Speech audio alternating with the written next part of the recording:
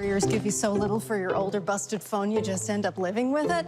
I don't think so. Verizon lets you trade in your broken phone for a shiny new one. You break it, We upgraded. You dunk it, doggy bone it.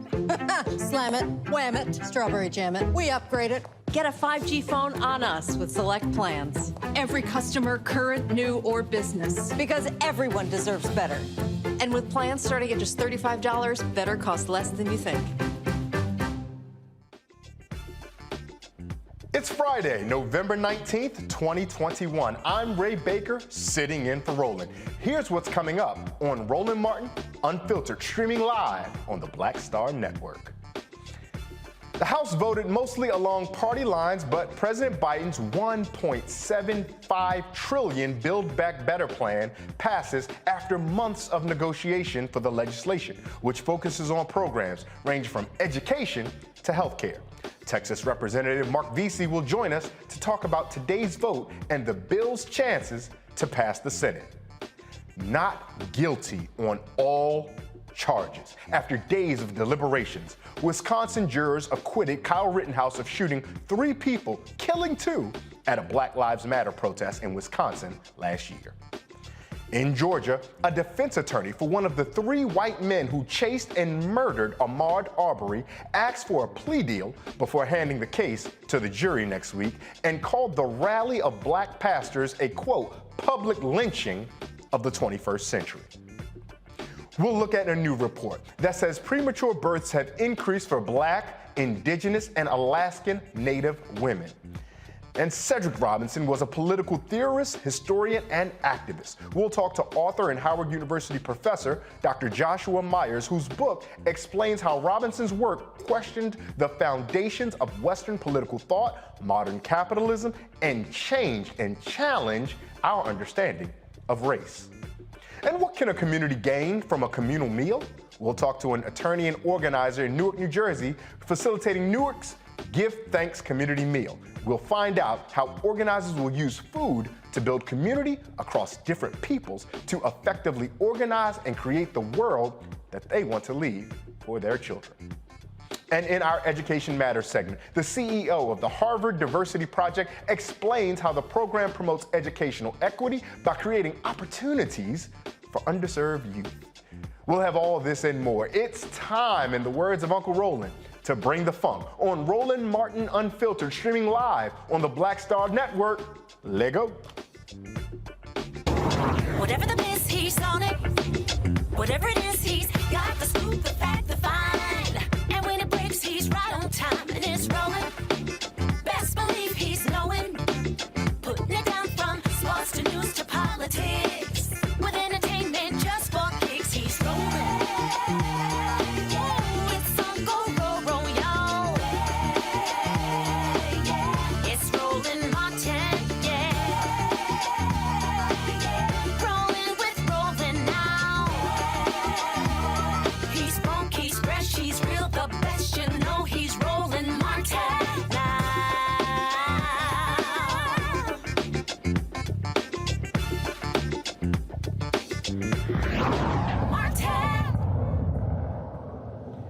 A victory for House Democrats today. President Biden's broad $1.75 trillion Build Back Better bill was passed by a vote of 220 to 213, with only 1 Democrat reportedly voting against the bill, and not 1 Republican voting for the measure to pass.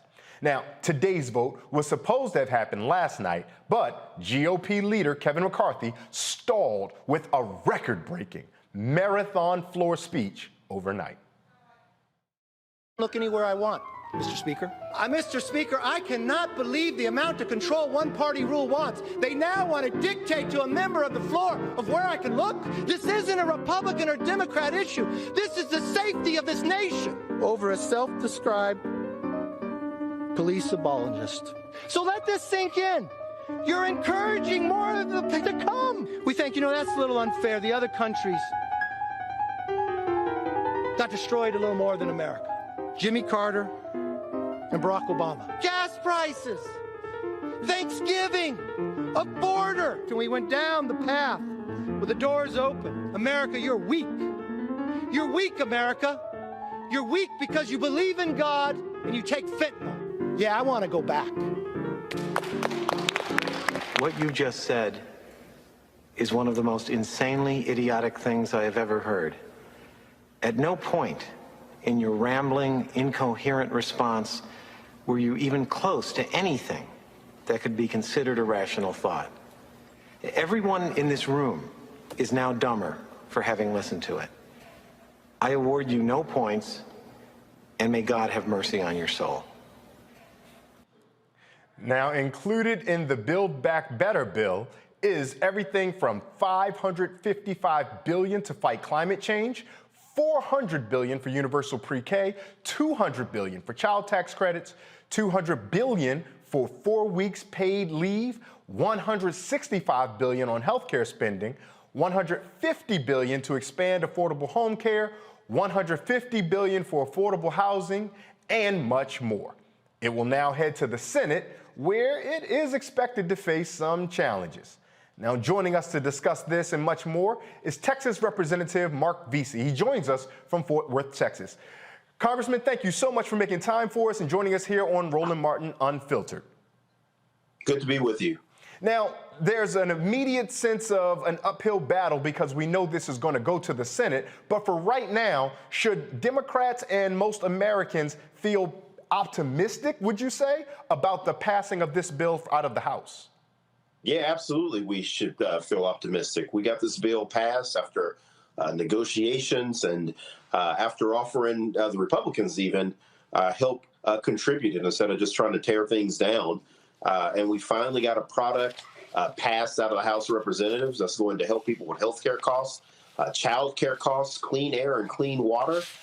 So, yeah, I feel great about it and think that its chances in the Senate are going to do very well. There's probably going to be some negotiations and some changes that may be made over there. But at the end of the day, I think that we're going to have a product that's going to make it to the president's desk, just like the infrastructure bill, that families, that moms, that all Americans can be proud of.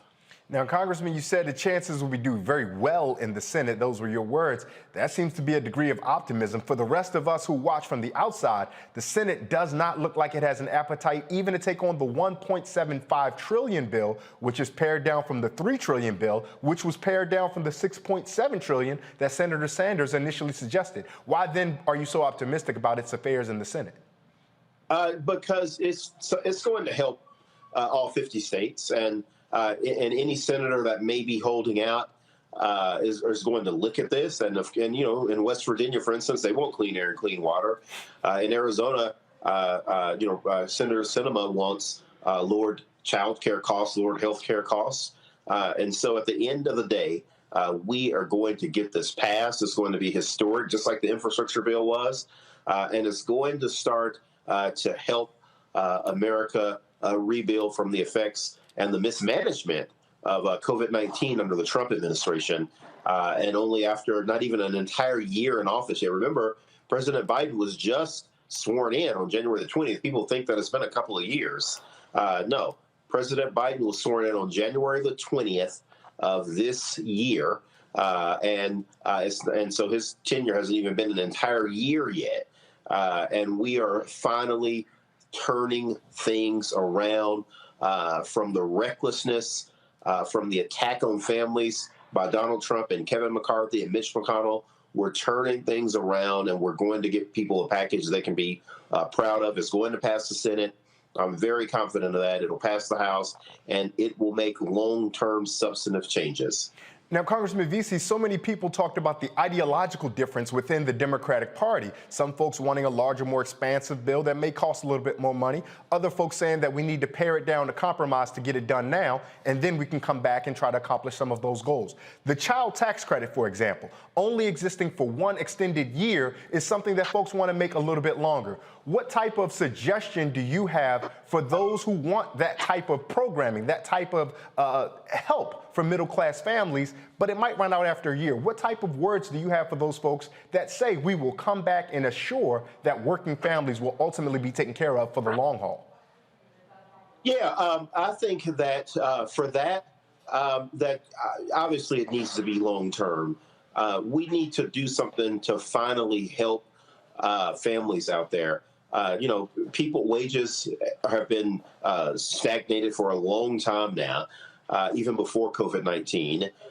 And we need to do something that's going to help people long term. This has been a problem and a challenge that all presidents have talked about. It comes up in every presidential debate. And so doing something that's long term and long lasting, I think, is going to be especially attractive in states like West Virginia, for instance, where a large number of people there are on some sort of financial assistance or some sort of Medicaid or some other sort of government support program. And I think that these changes that we're talking about, once we can get them funded long term, that they'll be just as popular as Medicare, Social Security, Pell Grants, any other sort of long term project that we've had or program that it was designed to sort of help people bridge that gap so they can have some upward mobility in their lives. And so that's the way that I look at it, and think that because of that, we will be able to get this passed, particularly when people start going over the details of these bills and they start to think about what the infrastructure bill that was already passed, what that's going to do, for instance, to help alleviate some of the congestion that we're having with our trucks and at our ports, that people will say, hey, we need to give Build Back Better the same sort of chance and give it a closer look, because these things that are in here, they're going to help my family, and I have no doubt at all that we'll get them passed.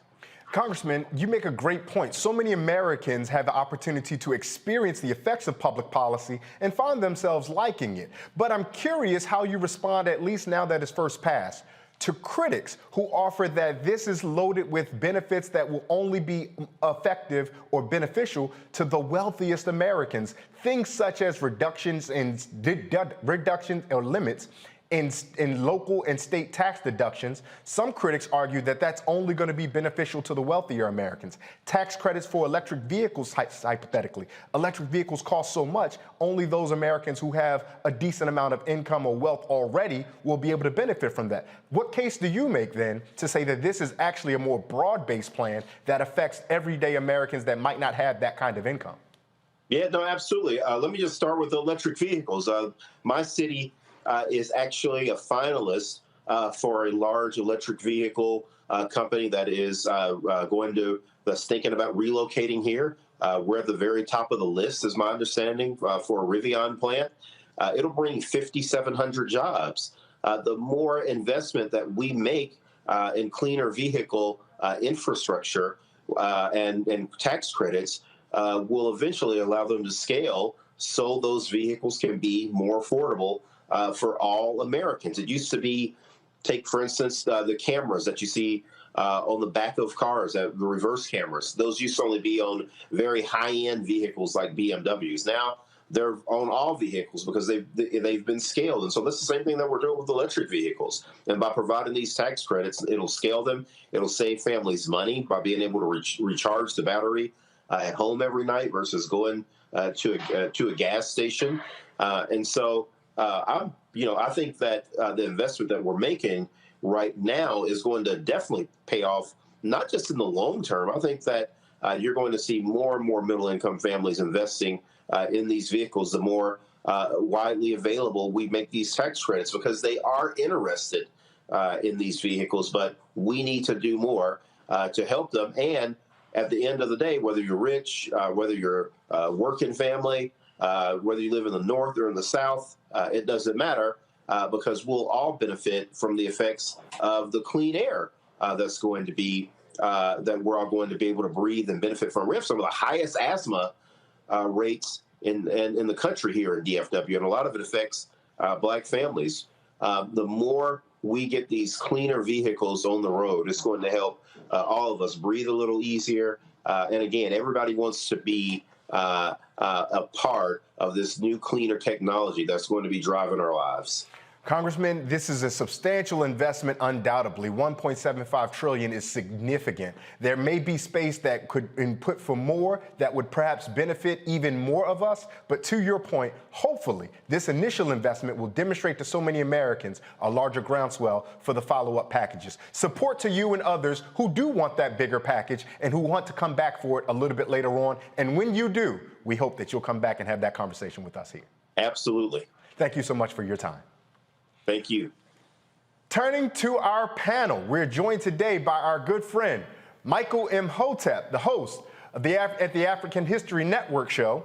We're joined by Candace Kelly, a legal analyst, and by Kelly Bethea, JD. Let me make sure we give her all of her credit and all of her flowers, a professional communications strategist. Thank you all for joining us. The Build Back Better is clearly right here, and I want to start with you, Kelly. Is this something folks should be optimistic about? As I mentioned in my conversation with Congressman Veasey, we're seeing already that this was initially introduced as $6.7 trillion from Senator Sanders, was pared down to a $3 trillion idea. Then Senator Manchin had some objections, and what passed is 1.75. We are not going to poo-poo on the fact that this will affect people's lives, but didn't that diminish some of the effect that it could have on the pool of Americans? Kelly, what do you think? It did, just objectively speaking, because more money means more resources that will go to Americans that need it the most. But, you know, 1.9 trillion is still nothing to sneeze at. This is still a substantial bill. Pair that with the infrastructure bill that just passed on Monday. I think we can really make some headway for Americans and making sure that the Build Back Better plan that Biden has envisioned will actually come to fruition in the way, or at least close to the way that he envisioned. But at this state, frankly, I'm tired seeing year after year us scrambling to find money, scrambling to reconcile the budget.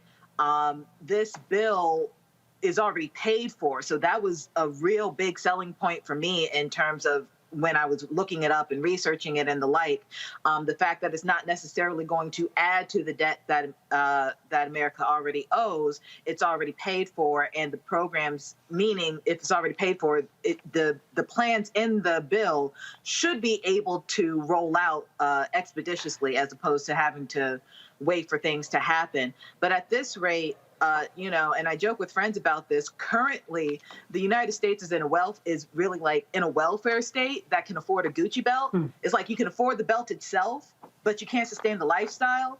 And bills like this help us afford the lifestyle. So kudos to Congress and getting at least this much passed so we can literally build back better. Michael, Kelly talked about the idea that we continually find ourselves fighting for scraps. Meanwhile, and quietly, a broad consensus passed a $7 trillion defense appropriation spending, and there was not any types of fighting for scraps there. How should you advise viewers and listeners to reconcile this challenge of there being enough money for defense quite regularly, but not always enough money for human capital, literal physical capital? How do you advise viewers or listeners to square that circle?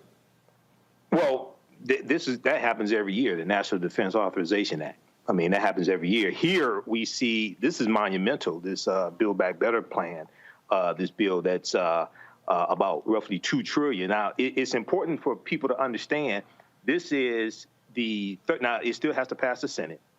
It may be scaled back a little in the Senate and then goes back to the House. But when this passes, this will be the third major bill this year that Democrats have passed. The first one was the $1.9 trillion American Rescue Plan in March of this year that a lot of people really don't talk about. Then you just had the infrastructure bill that just passed a couple of weeks ago, signed into law. You just signed into law this past Monday, $1.2 trillion. Then you have this one here. So, and this is over 10 years. But what I think is going to happen is that after the 2 or 4 years or so, different parts of this, they will extend for an additional 2 or 4 years, what have you. And there's some parts of this that you don't have to extend. So I think this is an example of what happens. This is an example of how elections have consequences. This is a monumental bill here. $270 billion for affordable child care, an extension of the child tax credit, which was in the American Rescue Plan that no Republicans in the House or Senate voted for, and has cut childhood poverty in half. They extended that. You got $110 billion for universal pre-K. So in politics, oftentimes with a lot of these bills, you don't get everything that you want, but you keep fighting. And you protect the gains that you make, and you keep fighting, and you keep passing good policy like this. But you got to have the right people in office to even fight for bills like this and write bills like this. And once again, you had it up on the board, 220 to 213. All the Republicans in the House of Representatives voted against the bill, even though it's going to help people in their districts that voted to put them in office in the first place. Yeah, that's a great point. And even the one Democrat who voted against it did not say he voted against it because he disagreed with some of the tenets. He actually wanted it to go further and thought that his vote would be used for protests to help bring them back to the table to extend. Candace, let me invite you in on this conversation. We've done a lot around the question of politics, but around the question of policy. How can everyday Americans, middle and lower class Americans particularly, how can they expect to see some of the fruits of the benefits of this Build Back Better second iteration of this bill? Well, listen, first of all, we need to hold the president accountable in terms of doing the job that he needs to do now, which that is work on the House right now, work on the Senate, rather. He's got to work hard for those votes. He needs Kamala's vote. He needs everybody's vote that he's supposed to get, because the tenets of this bill is not something that people object to. It just really is the politics of it all. And that's what we're dealing with. We're dealing with the politics of it all. The other thing is that, when we look at the marketing of this bill, we're looking at something that just wasn't marketed in the right way. And that's what they need to work on in terms of getting it through the Senate. But to answer your question, in terms of how people get a piece of this, listen, people have to be informed. A lot of reasons why people don't get what is due to them is because they just don't know the information. They don't know about, information about how to pay their school loans off a little better. They don't know about the programs in affordable housing. They just don't know information. And we know that the largest commodity that the United States has is information. And sometimes we find ourselves behind the 8 ball because we are just not informed. So the best thing that we can do as a community is know about those things which will be due to us when this bill is hopefully passed in the Senate.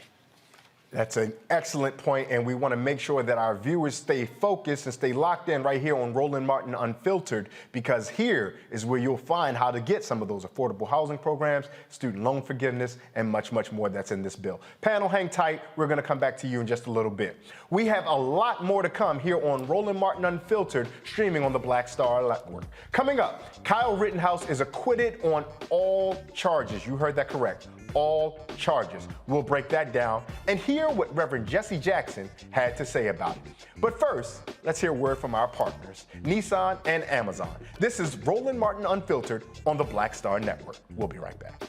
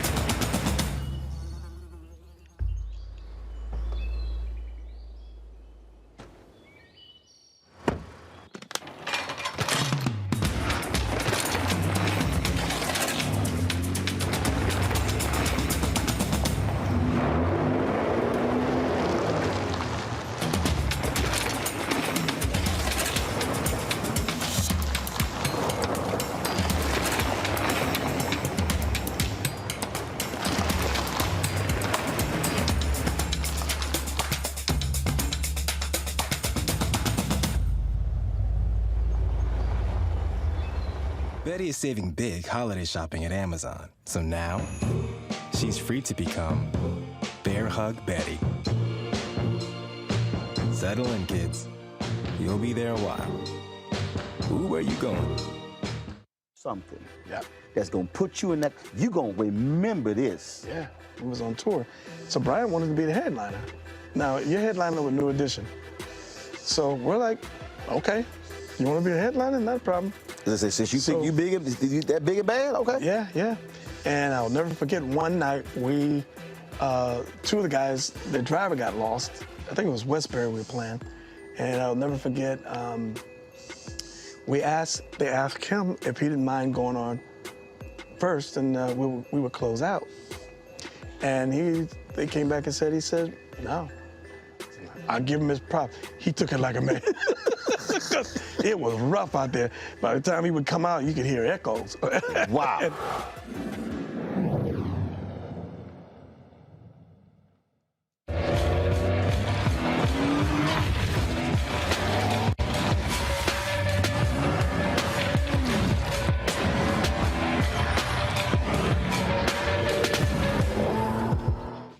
My name is Charlie Wilson. Hi, I'm Sally Richardson Whitfield. And I'm Dodger Whitfield. Hey, everybody, this is your man, Fred Hammond, and you're watching Roland Martin, my man, Unfiltered.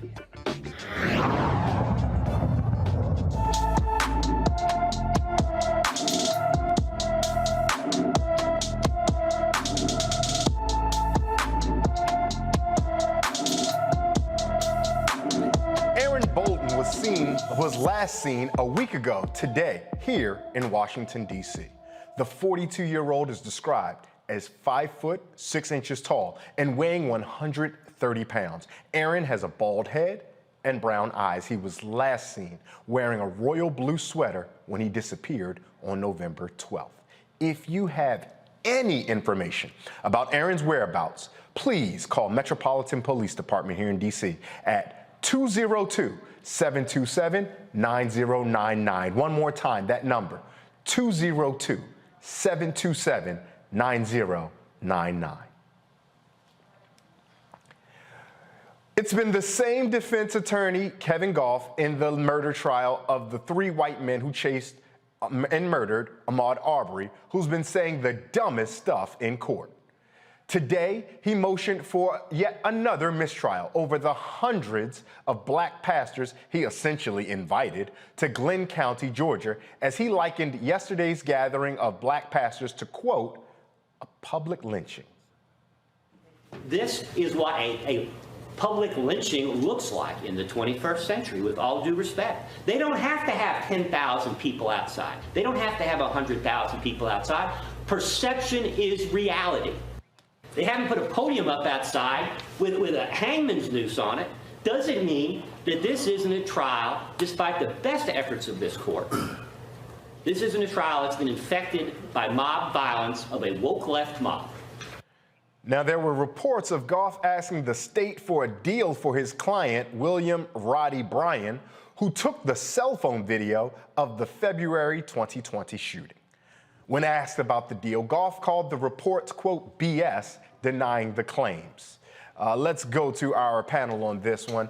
Candace, I want to start with you. This seems asinine to me. I'm just going to be completely honest. And everything that we're seeing here, from my black eyes, seems like it is just a most overt and obvious example of racial trolling in an effort to acquit their client. But will it work? Absolutely. And go ahead. But will it work?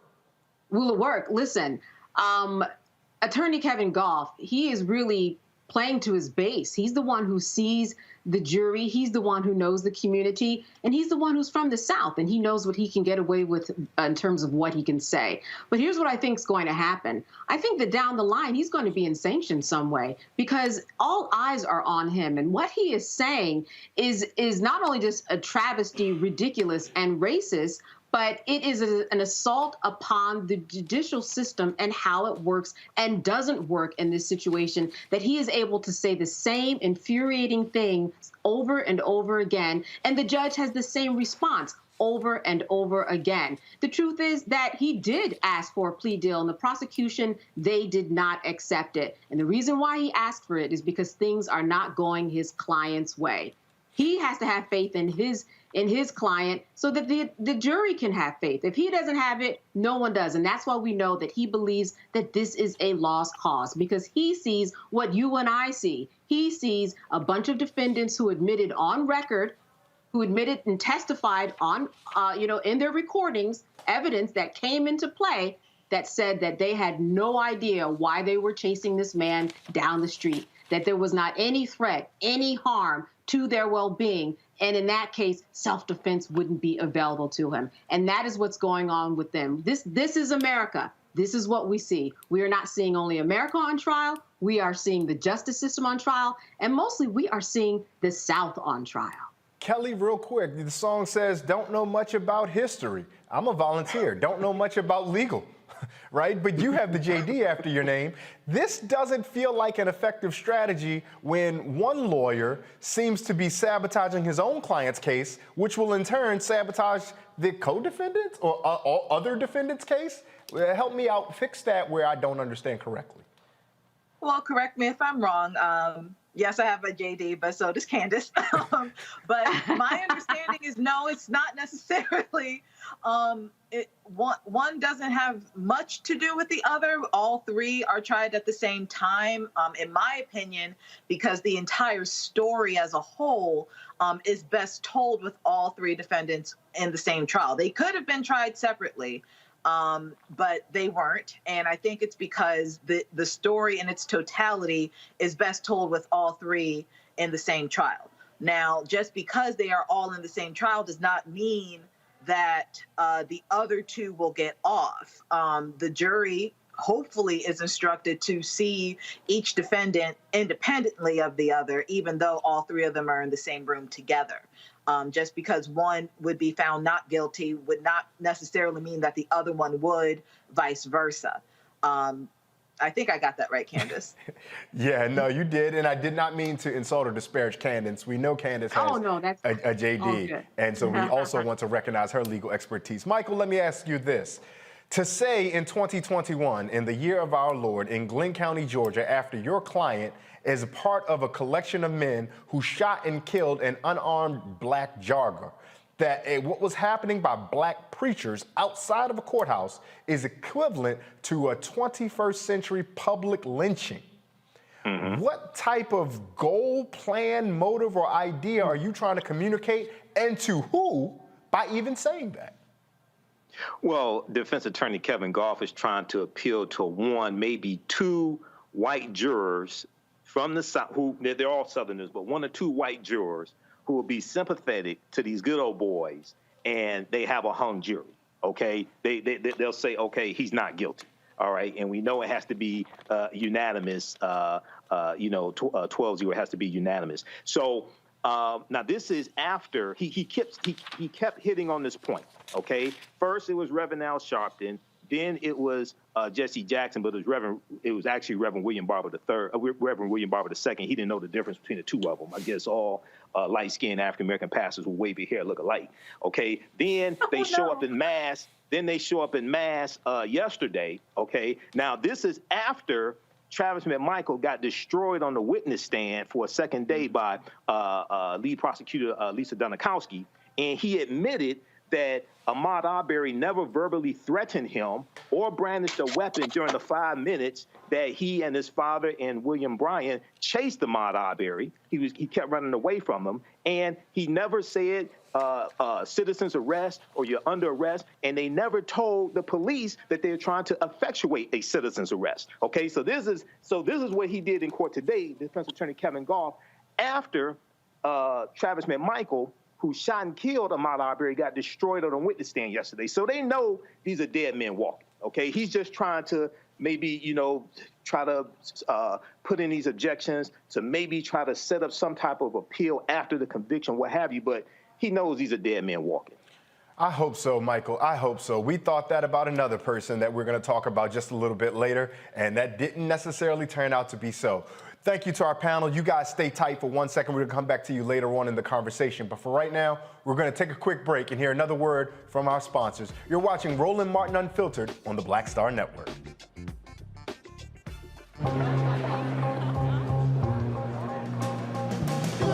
Are the stars out tonight?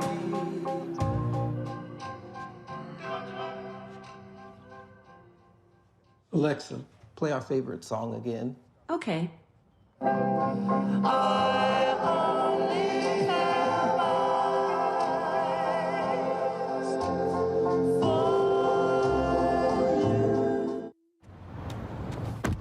Oh, that spin class was brutal. Well, you can try using the Buick's massaging seat. Ooh, yeah, that's nice.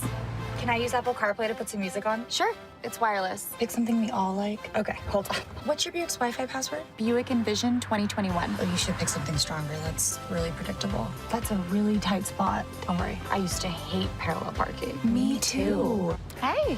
Really outdid yourself. Yes, we did. The all-new Buick Envision, an SUV built around you. All of you. Once upon a time, there lived a princess with really long hair who was waiting for a prince to come save her. But really, Who has time for that? Let's go. Feeling myself. I'm feeling She ordered herself a ladder with Prime one-day delivery, and she was out of there. I want some hood girls looking back at it and a good girl in my tax bracket. Now, her hairdressing empire is killing it. And the prince? Well, who cares? Prime changed everything. But I'm back at it and I'm feeling myself. Yo, it's your man Dion Cole from Blackish, and you're watching Roland Martin, Unfiltered. Stay woke.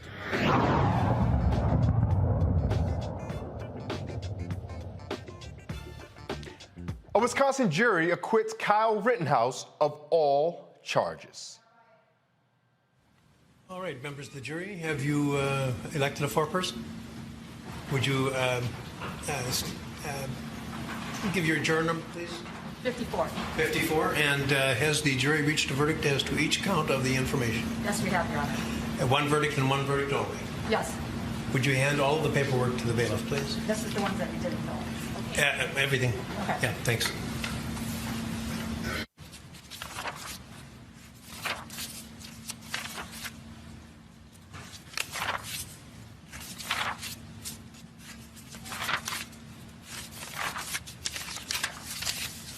The defendant will rise and face the jury and hearken to its verdicts. State of Wisconsin versus Kyle Rittenhouse. As to the first count of the information, Joseph Rosenbaum. We, the jury, find the defendant Kyle H. Rittenhouse not guilty. As to the second count of the information, Richard McGinnis, we, the jury, find the defendant Kyle H. Rittenhouse not guilty. As to the third count of the information, unknown male, we, the jury, find the defendant Kyle H. Rittenhouse not guilty. As to the fourth count of the information, Anthony Huber, we, the jury, find the defendant Kyle H. Rittenhouse not guilty. As to the fifth count of the information, Gage Grosskreutz, we, the jury, find the defendant Kyle H. Rittenhouse not guilty. Joining me now jury, is senior news and politics reporter at Essence Magazine and Essence.com, Malaika Jabali, who's been following the case. Malaika, thank you so much for taking time to join us for this conversation. Absolutely, Ray. Thank you for having me. There's no place to start. There's so much that we saw on social media with people saying everything from, what are you expecting? I'm not surprised. The system is broken. The system is working. But I would like to zoom out for a second. And I invite you to guide our viewers on just a quick timeline that this verdict is a culmination after a police shooting of Jacob Blake, because I don't want us to lose sight of that. And so how do you, as an individual, and how do you, as a reporter, sensing the energy of the folks in Wisconsin, feel about everything we're seeing regarding people taking this all in at one time, the actions against Jacob Blake and now the jury verdict against Kyle Rittenhouse? Right. Well, what we're seeing is yet another example of white vigilantes who want to portray themselves as the hero and the victim at the same time. If you look at what has been going on in southeastern Wisconsin, really for decades, it's been a powder keg. And so the people who are actually victims of state violence, the people who are being incarcerated more than anywhere else in the country, because if you actually look at the stats, Black men in Wisconsin are incarcerated more than anyone else. We don't think of the social conditions as victimizing people, but Kyle Rittenhouse can cross state lines, go to a state that he does not even live in, and protect inanimate property, things that are objects. So that takes precedence, that takes priority over people's lived experience and real lives that are shattered by state violence. For example, Philando Castile's girlfriend was on the premises that day. So I'm actually Milwaukee-based. I was in Kenosha during the protest. I was in Kenosha during the shooting. I was just a few blocks away when Rittenhouse shot his 3 victims. I heard the shots from where I was staying, and it was a lot of chaos that night. But if you look at the full scope of what was going on in Kenosha, a lot of what you saw was centered in very concentrated areas of the city. And during the day, there were peaceful protests. And so Philando Castile's girlfriend was there, for instance, to offer her support because she herself has been a victim of trauma. She saw her boyfriend get shot by a police officer for exercising the same rights, the same right to carry a gun that made him a victim while Kyle Rittenhouse gets praised as a hero. He's still alive. He still is able to take a breath of life and live to see another day. But a lot of people who were there in Kenosha that day did not get that opportunity to even protest, to even assemble without the threat of violence. And we have to look at the larger conditions of the city and what led them there to begin with. Malika, I want to zoom out for a second, because you say that you're based in Milwaukee, and I think it's valuable for the audience to know that the Milwaukee has a long legacy of segregation, of racial discrimination, and I'm curious about how that might impact what we're seeing about how police are treating black people and about apparently how vigilante citizens are treating black people. Absolutely. Well, for one, it gives vigilantes more leeway and makes them comfortable knowing that they have an entire system that is going to support them. So in light of people who are protesting ongoing violence, ongoing incarceration, and just to remind you all, this is built up frustration. The reason why, and the importance of creating this context is so that we're not just looking at the 3 seconds of a video where someone is claiming defense. We have to also look at things beyond the legal system and look at what is just. Is it fair that people who have been enduring income inequality in the city, in the state for so long, in that region in southeastern Wisconsin for so long, is it fair that they can't even protest without armed vigilantes coming in there and threatening them with guns? Because Kyle Rittenhouse wasn't the only vigilante. There were groups of them who were protesting and arguing down and barking back against people who have lost loved ones, who've lost brothers, who have lost cousins, who've endured the same pain, and then they have to relive that trauma. Malika, I want to pause for a second, because Reverend Jesse Jackson said this about the ruling, that it means open season on protesters. Here's Reverend Jesse Jackson and his thoughts on the ruling. You just heard the verdict in the Rittenhouse trial. What's your response? We agree with the family that lost 2 children. The third person was shot and injured. A young man ran down the street with an open carry of an assault rifle. Killed 2 people. His conscience the rest of his life. Sets the pace for right wingers around the country. He's now a young hero of right wing. It means all demonstrators can be subject now to being shot, and we actually call it defensive. It's unjust, it's unfair, it's immoral. It's not good for America today. Thank you so much, Reverend Jackson. Now, Malika, President Biden had this to say. Now, President Biden, again, he was in surgery at the time of the ruling. He released a statement which read as such: while the verdict in Kenosha will leave many Americans feeling angry and concerned, myself included, we must acknowledge that the jury has spoken. I ran on a promise to bring Americans together because I believe that what unites us is far greater than what divides us. I know that we're not going to heal our country's wounds overnight, but I remain steadfast in my commitment to do everything in my power to ensure that every American is treated equally with fairness and dignity under the law. I urge everyone to express their views peacefully, consistent with the rule of law. Violence and destruction of property have no place in our democracy. The White House and federal authorities have been in contact with Governor Evers' office to prepare for any outcome in this case.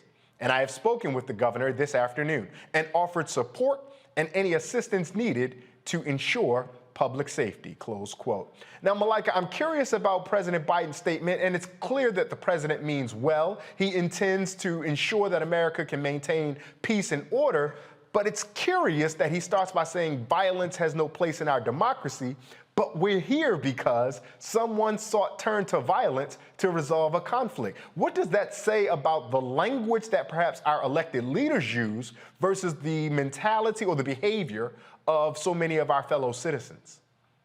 Well, this is the precise language that Biden espoused during the Kenosha shooting last August. So around that same time, he went down to Kenosha. He put out an ad that was almost equivalent to what you would see from Richard Nixon, where it was showing all this combustion that's happening in these cities and saying that we need to be a party and I'm going to be a president of law and order. So what he's saying is very consistent with how he has operated as a senator.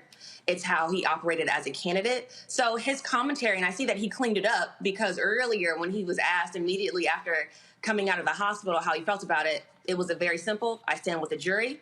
That's a decision that they made. I stand by them.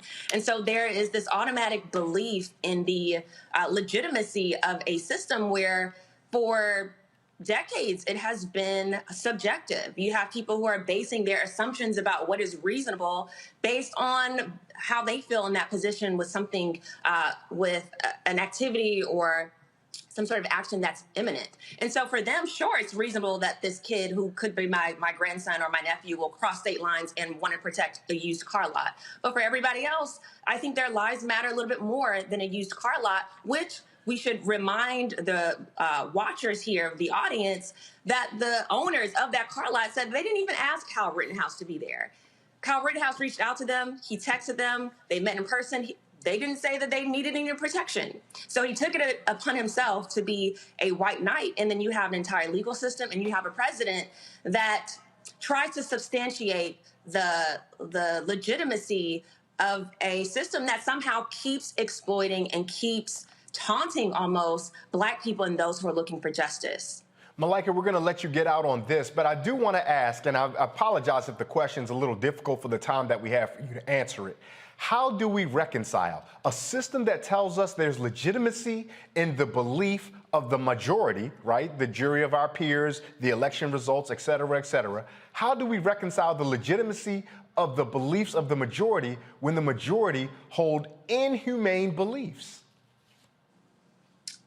Well, you know, I think that is maybe overstating things a bit, because we saw even last year that a lot of people came around to supporting Black Lives Matter activism. Even with the protests in Kenosha, it was a multicultural movement. What we're really seeing is a silent majority or a silent minority, excuse me, that is having very strong backlash to the sort of, it was like a reckoning that a lot of people started to recognize, that you saw liberals, white, Black, Latino, all over the country say that this is finally the breaking point. And so you have a minority that realize that they're losing a grip on power. So they have to start redistricting. They have to start thinking about gerrymandering. They have to have anti-protester laws.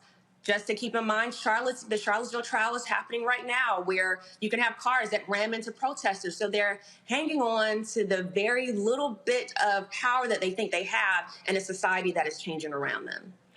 Malika Jabali, we thank you so much, and I appreciate you for reeling me back in for my reductionist and oversimplification of what the issue is at hand, and I thank you for the incisive analysis. We appreciate the work that you've done. She is the senior news and politics editor at Essence and Essence.com. Thank you so much for joining us this evening on Roland Martin Unfiltered. Thanks for having me. We're going to take a quick break, and coming up, we'll have much more right here on Roland Martin Unfiltered, streaming live on the Black Star Network. About to give you something that's going to put you in that, you're going to remember this. Yeah, it was on tour. So Brian wanted to be the headliner. Now, your headliner with New Edition. So we're like, okay, you want to be a headliner? Not a problem. Since you think you that big a band? Okay. Yeah. And I'll never forget one night two of the guys, the driver got lost. I think it was Westbury we were playing. And I'll never forget, they asked him if he didn't mind going on first, and we would close out. And they came back and he said, no. I'll give him his props. He took it like a man. It was rough out there. By the time he would come out, you could hear echoes. Wow.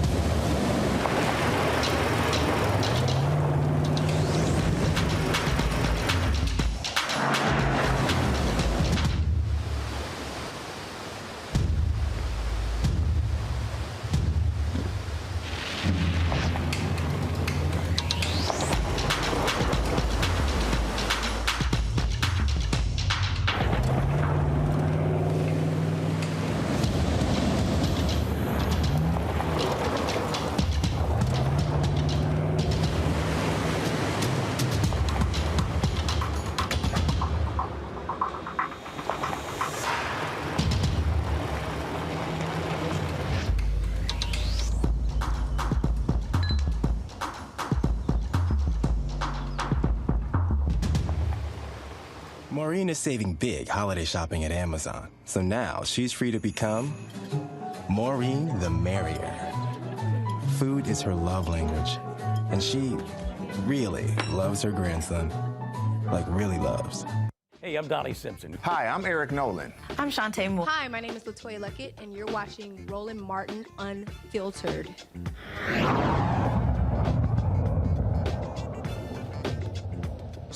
So much talk about critical race theory, race this, race that, but so few people have actually done the reading.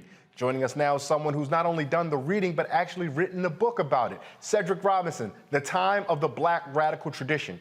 Dr. Joshua Myers is a professor of African American Studies at Howard University. He's our guest right here on Roland Martin Unfiltered. Dr. Myers, thank you so much for joining us this evening. I'm so happy to be here. Thanks for the invitation. Cedric Robinson may be a person that many of our viewers might not be as familiar with as we would like for him to be. What's a broad scope or broad look at what folks should know about Cedric Robinson? Wow. I think people should know that he was a Black Studies scholar. And I think that's probably the easiest and quickest way to characterize his perspective on the world. And as a Black Studies scholar, ultimately what that suggests is that to study and view the world are through the lens of Black people, but also through the lens of Black people who constituted what he called the Black radical tradition, which is a tradition of refusing to accept the world, the modern world, the world that reduced African people to slavery, the world that instituted the capitalist and colonialist and imperialist foundations that we associate with the modern world. It's the people who refused those terms of life and then resisted and imagined an otherwise to those systems of oppression. I'm sorry, go ahead. No, please. When you talk about refusing terms, some folks might not be completely abreast on what type of things we mean when we say that. So when we say refuse terms or to look about other ways of existing, what are we actually saying there? We're talking about the Africans who decided rather than continue to operate in the system of enslavement, who became Maroons, people who separated themselves from the plantation and lived in the woods and lived in the swamps and decided that their lives would not be circumscribed by a white supremacist system. And so we have the legacy of those Maroons. We also have the people who decided that they would openly revolt against slavery. And so Robinson is part of a tradition of Black studies where the revolt of our ancestors is actually normative. It's not exceptional. And so we tell the stories of the Haitian Revolution, Queen Anne of the Maroons in Jamaica. We tell the stories of Nat Turner. We tell the stories of Sam Sharp. And we tell the stories of all the various radical and revolutionary movements that African peoples pursued, really going back to the foundation of New World slavery in the 15th and 16th centuries. It doesn't start, when we notice a Nat Turner in the 19th century. Nat Turner is heir to a tradition that was over 300 years old by the time he emerges. One of the things you talked about is this idea of we tell the story, we tell the story. So many people hear Black studies, as you led talking about Dr. Robinson, and think it's a history question. But in conversation and reading some of your earlier work, Black studies, Africana studies is far greater than history. What is Black studies? What is Africana studies if it is not reduced to the discipline of history? Well, one of the things that Cedric Robinson teaches us is that the discourses that we associate with the disciplines are actually created in many ways, in ways that are hostile to us being able to tell the stories that we should tell. And so Black studies takes the perspective that not only must we tell the stories, we must tell the stories as African people have understood those stories, which in many ways eviscerates the white supremacist foundation of the academic disciplines. And so we're not seeking inclusion in American narratives of history. We're not seeking recognition in the political science domains. What we're talking about is an entirely alternative way of viewing the world that would have resonated with those same Africans who resisted. So often we talk about the theories, and you outline theory very well here, but we understand, particularly black folk in the United States, we need our material needs met. Is there anything instructive in Cedric Robinson's work that helps us get to the point where, yes, we can begin to engage alternative models, but while we work our way there, we meet our material needs? Well, certainly. I think part of the tradition of resistance is enslavement, colonialism, imperialism don't in fact help us meet our material needs. And so we actually have to practice, as we pursue a different world, we have to practice the alternatives. And so I think about the enslaved Africans who became Maroons, who then would take it upon themselves to provide a kind of living situation otherwise, which meant that they would often take food away from the plantation, right? They would create sources of income that were not reducible to the economy of slavery.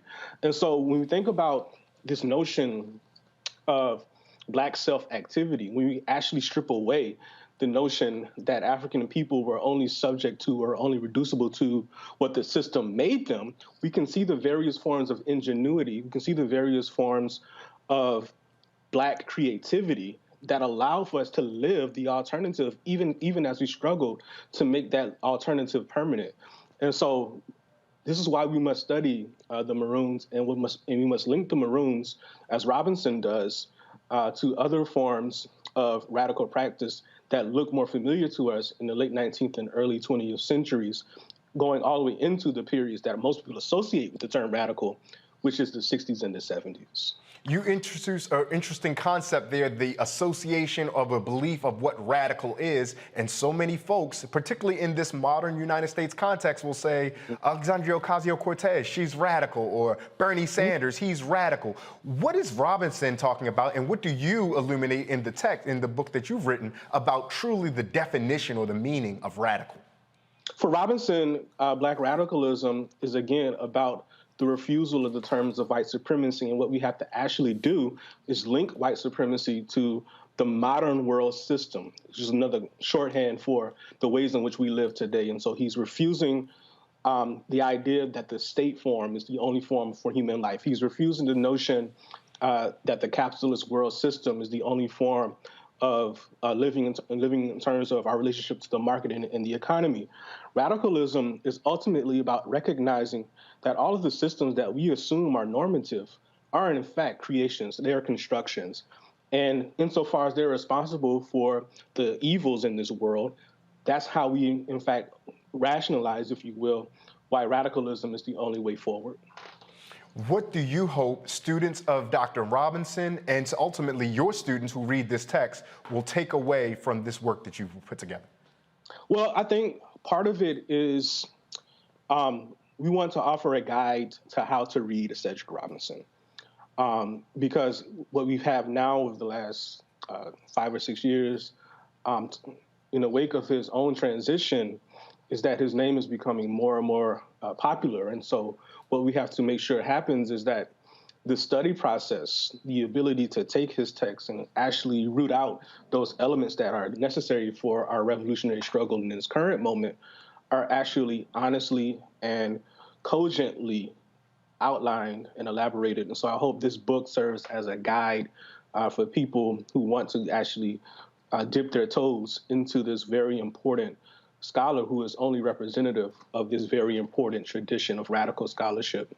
Dr. Myers, I'm going to let you get out on this, but I do want to ask about this. So often we think, oh, theory and radicalism and racial capitalism, that's for the really smart people like Candace and Kelly and Michael. They wrestle with all this stuff. But I went to one of your book talks before, and you talked about the everyday reading groups, the construction worker and the domestic servant, the farmer, and all those folks who read.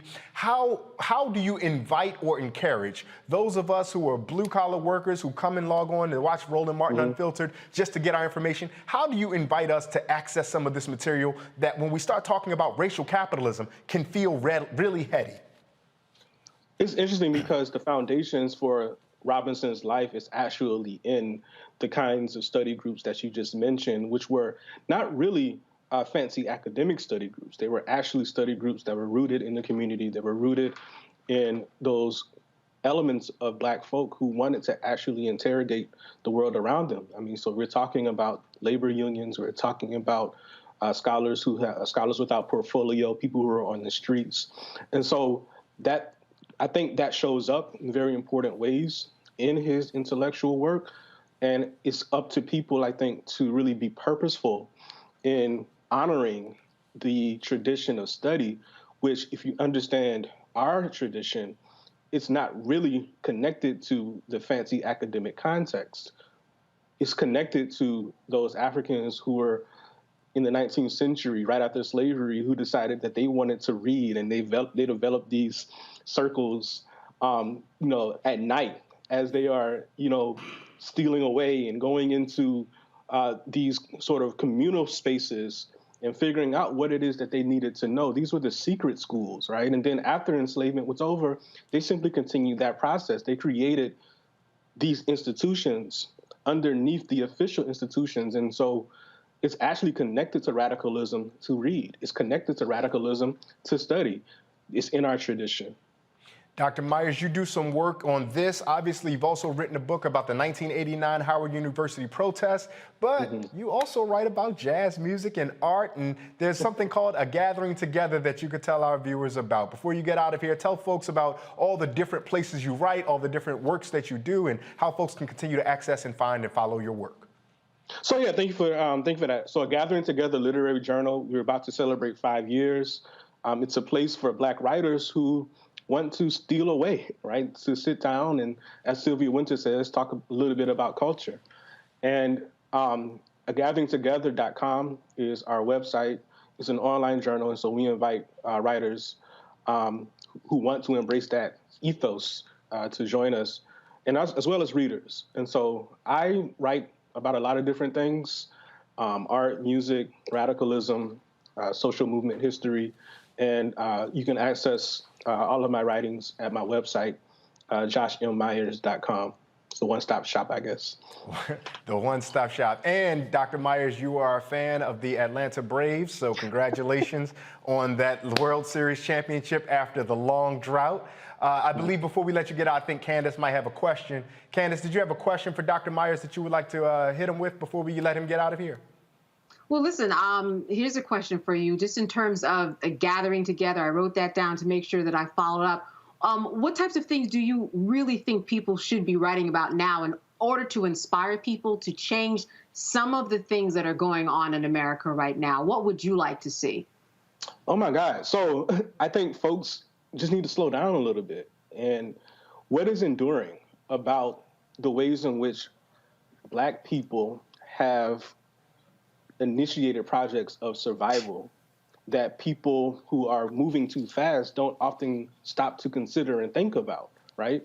And so that's really what gathers us together, is to think about those things that often fall out of the discourse when we move too fast, when we move too quickly, when we overlook this long genealogy of Black creative and Black intellectual traditions that have thought about how to live in a different way.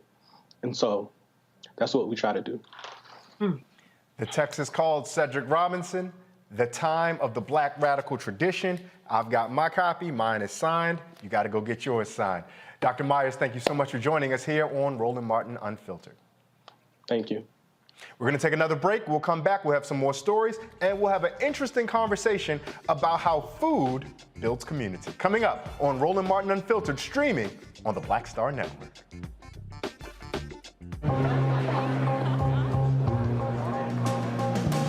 Are the stars out tonight?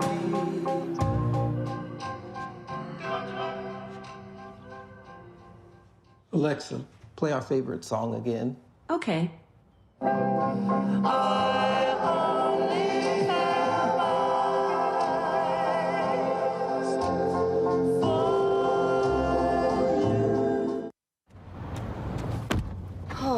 That spin class was brutal. Well, you can try using the Buick's massaging seat. Ooh, yeah, that's nice. Can I use Apple CarPlay to put some music on? Sure. It's wireless. Pick something we all like. Okay, hold on. What's your Buick's Wi-Fi password? Buick Envision 2021. Oh, you should pick something stronger. That's really predictable. That's a really tight spot. Don't worry. I used to hate parallel parking. Me too. Hey. Really outdid yourself. Yes, we did. The all-new Buick Envision, an SUV built around you, all of you.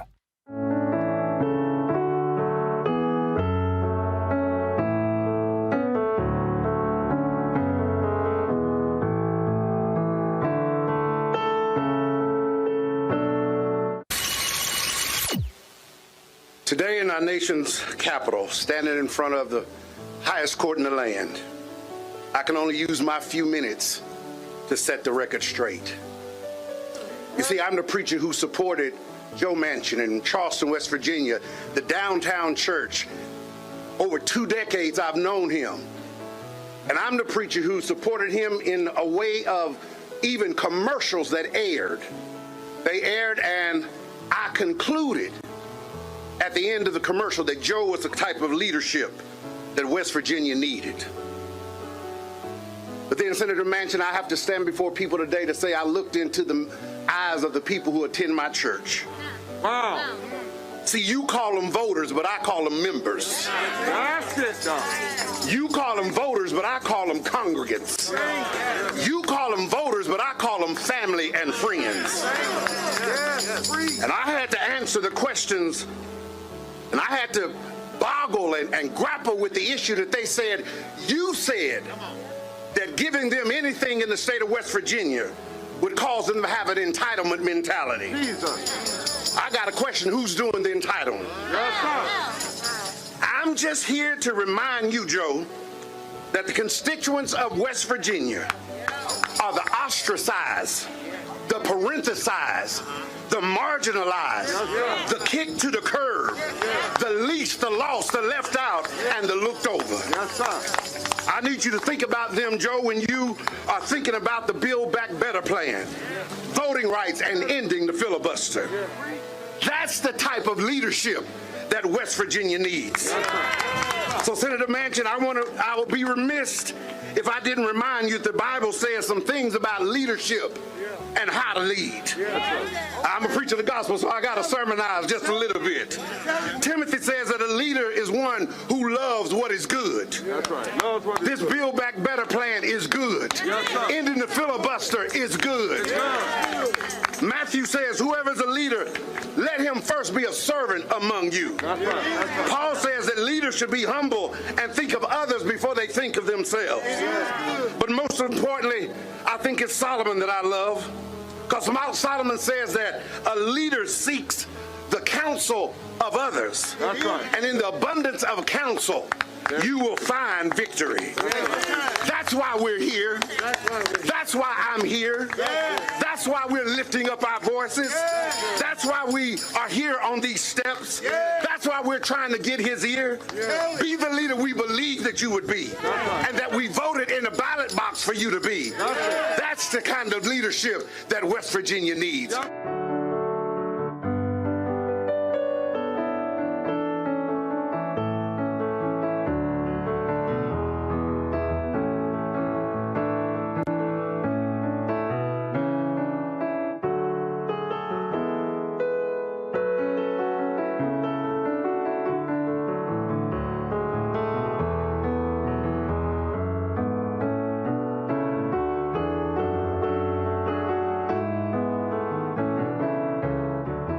Once upon a time, there lived a princess with really long hair who was waiting for a prince to come save her. But really, who has time for that? Let's go. Feeling myself. I'm feeling She ordered herself a ladder with Prime one-day delivery, and she was out of there. I want some hood girls looking back at it and a good girl in my tax bracket. Now, her hairdressing empire is killing it. And the prince, well, who cares? Prime changes everything. What's up, what's up? I'm Dr. Ricky Dillard, the choir master. Hi, I'm Amber Stevens-West from The Carmichael Show. Hi, my name is LaToya Luckett, and you're watching Roland Martin Unfiltered.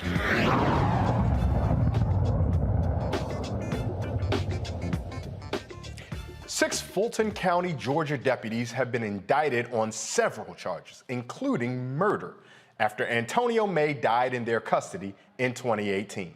Now, May was beaten, pepper sprayed, and repeatedly tased, exposing himself to deputies while in his cell. May suffered from mental health and substance abuse issues and was not placed in an appropriate medical observation unit, even though he himself told officials he was suicidal. According to May's attorney, May eventually became unresponsive and died of cardiovascular collapse due to physical restraint. Aaron Cook, Guido Dela Cruz, Jason Roach, Kenesha Strouder, Omar Jackson, and William Whitaker are facing 5 charges, including the aforementioned murder, aggravated assault, assault and battery, and 2 counts of violation of oath of office. The May family filed a wrongful death lawsuit in 2019. This story is complex, has a lot of layers, and Roland Martin Unfiltered will keep you up to date about all the developments of that particular story. Now, 3 teenagers driven by racial hatred, or racism plainly, were behind the swatting calls that brought major police responses to the home of one of the leading Black Lives Matter activists in Los Angeles. The juveniles are accused of 2 swatting calls. Now, real quick, for those who don't know, swatting is when you call the police and have authorities sent out to a location when there is not an emergency there. It's quite honestly a false alarm. Now, they sent that targeting the home of Melina Abdullah, a co-founder of BLM LA. The teenagers, aged 13 to 16, connected through social media and are suspected of causing, get this, more than 30 bomb threats and swatting incidences across the country. As we mentioned earlier, swatting refers to these phony emergency calls that were made to attract police to particular addresses without cause. We're going to bring our panel in for those 2 stories, talking about the deputies in Georgia as well as the swatting calls. Michael, I'll start with you. We started our show listening to and thinking about and receiving the news about the teenager, Kyle Rittenhouse, getting out for murder. A teenager. And now we're again seeing teenagers motivated by their racial animus, or quite simply racism, if we don't want to use those $20 words. But we also know that as a society that's going to be humane, we should have justice and mercy and kindness and understanding of teenagers. How do we balance those 2 competing ideas, that racism is causing harm to our people, but we also recognize the humanity in teenagers? Good question, Ray. Well, first of all, we have to acknowledge that racism exists, because you have a lot of people who are in denial, especially a lot of Republicans, who say racism doesn't exist, that's in the past. Racism is a system of advantage and privilege distributed based upon race, which comes out of the ideology of European white supremacy for the purpose of preserving genetic white survival. Racism is a system. So you first have to start there. And this is one of the things that critical race theory targets and looks at how laws and policies historically and today continue to oppress non-white people, especially African Americans. But when we look at Kyle Rittenhouse, that was a tough case to prosecute. 1, 2, I didn't think he was going to be convicted. Okay, having watched some of the trial, and then also when the prosecution's star witness testified that he raised, who was armed also, that he raised his pistol at Kyle Rittenhouse, then that gave bolstered Kyle Rittenhouse's self-defense claim. So when we look at Melina Abdullah, and I actually saw an interview that she did dealing with this swatting incident, hopefully these 3 white teenagers operating out of white supremacy and racism, hopefully they'll be prosecuted fully, because this is very serious. She could have been killed, okay? She could have been killed with these swatting incidences. So this is another reason why the real history of this country has to be taught in schools, okay? See, Americans are very, very ignorant of history. And you also have this false lost cause myth that's been pushed for about the last 150 or so years, dealing with the fact that the Civil War, or the myth that the Civil War was fought over states' rights, which totally distorts all this history post-Civil War, Reconstruction era, et cetera. So one, I'm glad the sister is still alive and can still talk about what happened. Two, these teenagers need to be prosecuted to the full extent of the law. Candace, we think about the idea of racism and the states' rights that Michael alluded to, and quite honestly, it was a matter of state rights. The states' rights to be racist and continue to move slavery across the country. But so many Americans, particularly those who may not be sympathetic to where I presume, and forgive me for assumptions, the four of us might stand, would say, what's the big deal? No one was hurt. It's not a problem. We should just relax, give them a slight slap on the wrist, and call it a day. How would you respond to the critics who may say that? Well, first of all, disclosure, Melina Abdullah was my roommate at Howard University. But I will say this. Yeah, these young men who went online, first of all, got together and allowed themselves to get riled up the same way that Kyle Rittenhouse did, the same way that Travis McMichael did, going online and using these galvanizing people around them to support what they did. They do need to be made examples of. The same way that Kyle Rittenhouse has set a precedent. Vigilante is allowed to do when they go out on the street, have a gun when they're 17 years old, have their mother drive them across state lines in order to carry out a mission that was never assigned to them. We need precedent here. Melina could have died. Her children could have died. They put her whole family at risk over and over again. So I don't think that they should really tread lightly, especially when these teenagers are smarter than we think. They know all about it. I mean, they are joining groups and they are, online, creating discord in more ways than we imagine. Let us not underestimate how smart they are. Of course, let us not, underestimate how stupid they can be too. But if we let these people go, what does that say about how we see this act, which, as you said, could have led to her death? And that's really what the question is here. Why are we allowing them or why would we allow them to continue to do this and not go hard on them when someone could have died? We've seen people die in lesser situations.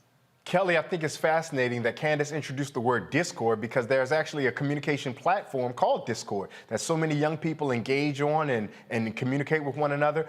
Again, we're going to get into a place where we have to do some balancing here. And you as a communication professional, I'm curious how you see this. How do we balance that we police this digital space where so much of the grounds that is ultimately leading to harm for our people, for people who care about justice, the conversations on the internet? How do we police that space to ensure the collective safety of all of us, while also providing the freedom that we need to be able to communicate freely with one another?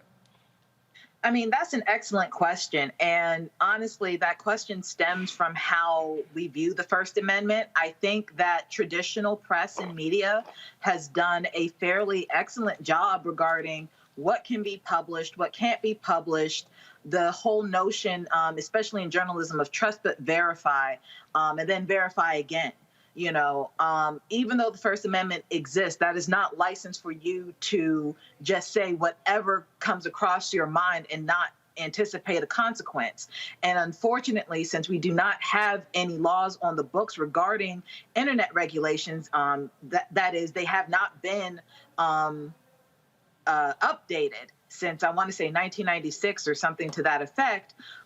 We are in this chasm of communication, in that it feels as if it's kind of like the Wild Wild West out there because of situations such as this. These teenagers should have been able to be regulated and to some degree regarding what they say and what they can't say, but because the laws haven't caught up to the technology, certainly haven't caught up to this neo-racism, so to speak, and that they're not on horses anymore. You know what I'm saying? But with the exception of the Ahmaud Arbery case, you don't necessarily have white people chasing black people in pickup trucks like they used to anymore. They're chasing them by way of Facebook. They're chasing them by way of Instagram and TikTok and harassing them in that way. But there's nothing regulating that. But specifically when it comes to the LA teens and the swatting, that takes it to a whole nother level, because it's not just about free speech. It's not just about the communication of your ideas and how they combat with someone else, that's taxpayers' dollars being wasted.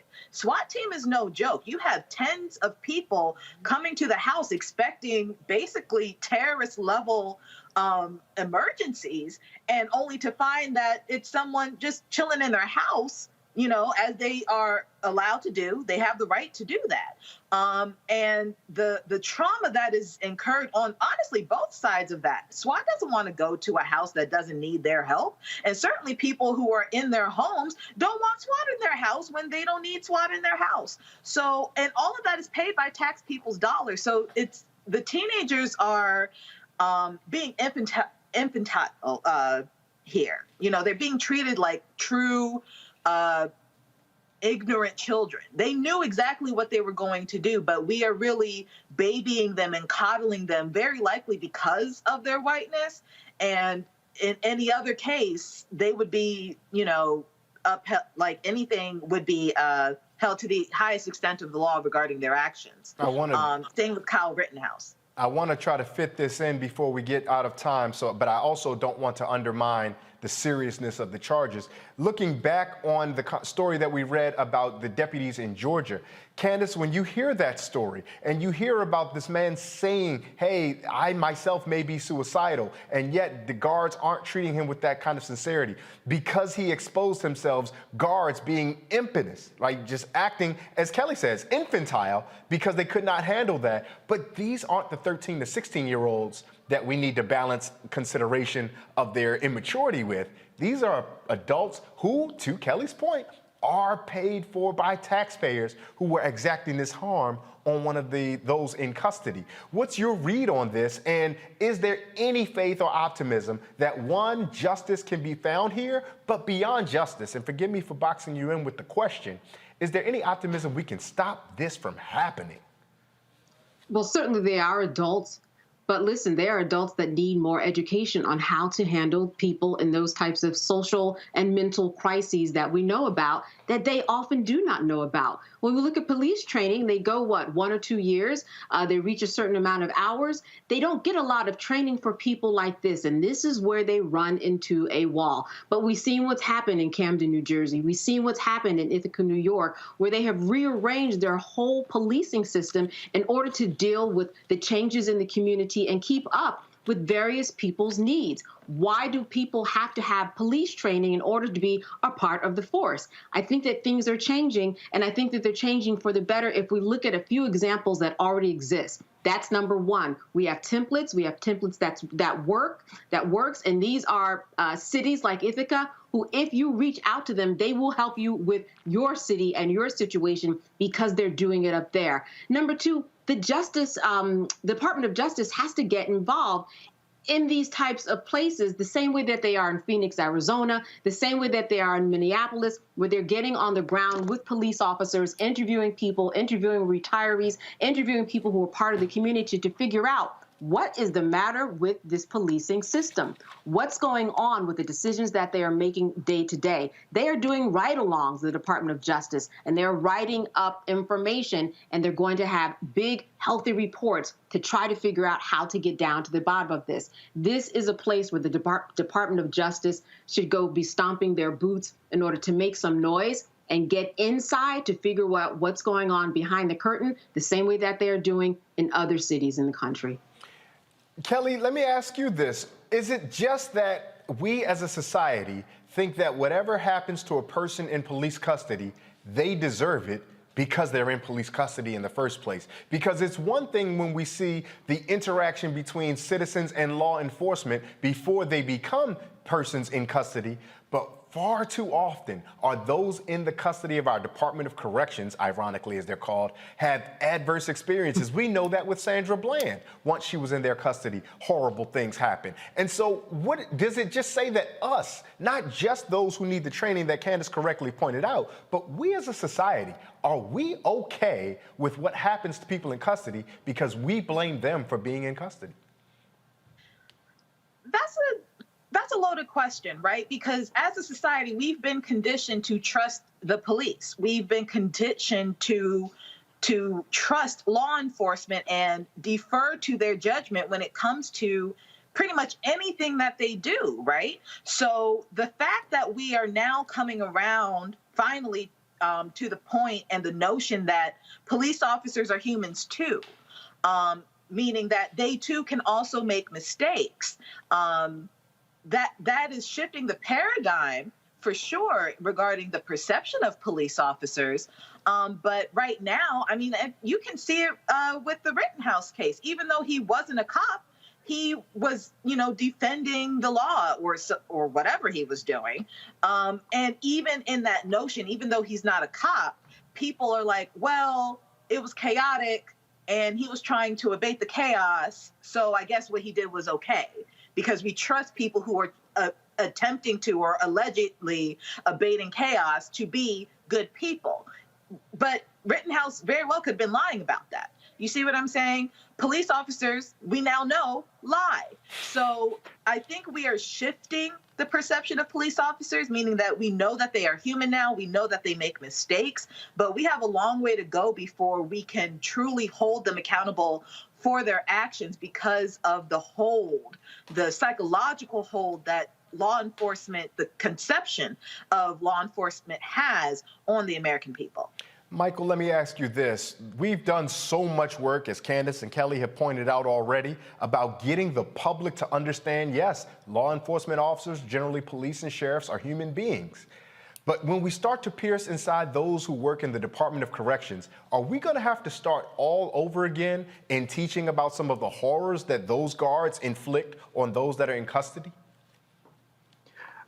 Yeah, that has to be, I think that has to be exposed, but also then that's part of the, you see, you have the police reform. You have one side, which is police reform, the police departments, 18,500 police departments, things like this. But then you also have to have prison reform and what takes place inside of prisons and how prisoners are treated. And there has to be, I think a shift is taking place now where people are realizing just because somebody is in prison, and even if they are guilty, because sometimes you have people who are not guilty who are in prison and they've been convicted, that does not mean they should be treated inhumanely. And we have to come to that realization that these are still human beings and you can't mistreat, you can't just do whatever you want to them. And then also understanding the role that mental illness plays, and you have a lot of people who are in prison who are mentally ill, and you have prison guards who interact with them who may not have training on how to deal with people who are mentally ill. So you have the reform that needs to take place when it deals with police reform, but also that takes place, the reform that needs to take place when it comes to the whole prison industrial complex as well. Got a lot of work ahead of us. We're going to take a break, but before we do, I know we have to say goodbye to my Howard University sister, Candace. Candace, thank you so much for spending time with us and being here. Absolutely. Before we get out, tell folks where they can find you, how they can find you, how they can continue to get more of that incisive analysis you provided. Absolutely. CandaceKellyTV.com. EY at the end and an ACE on Candace. Absolutely. We're going to take a break here. Another word from our sponsors. You're listening to you're watching, this is television. You're watching Roland Martin Unfiltered here on streaming on the Black Star Network. We'll be back. About to give you something that's going to put you in that, you're going to remember this. Yeah, we was on tour. So Brian wanted to be the headliner. Now, you're headliner with New Edition. So we're like, okay, you want to be a headliner? Not a problem. Since you think you big, that big and bad, okay? Yeah. And I'll never forget one night we, two of the guys, the driver got lost. I think it was Westbury we were playing. And I'll never forget, they asked him if he didn't mind going on first, and we would close out. And they came back and he said, no. I give him his props. He took it like a man. It was rough out there. By the time he would come out, you could hear echoes. Wow.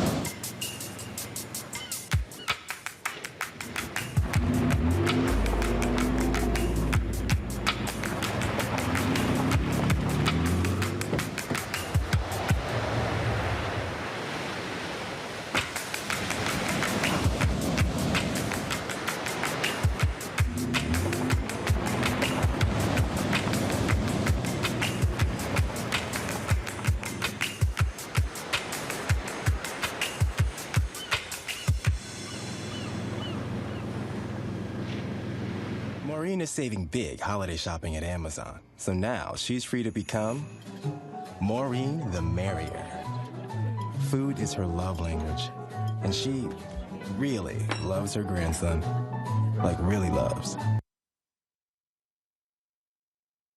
What's up, y'all? I'm Will Packer. Everybody, it's your man, Fred Hammond. Hi, my name is Brescia Webb, and you're watching Roland Martin Unfiltered. And, well, I like a nice filter usually, but we can be unfiltered.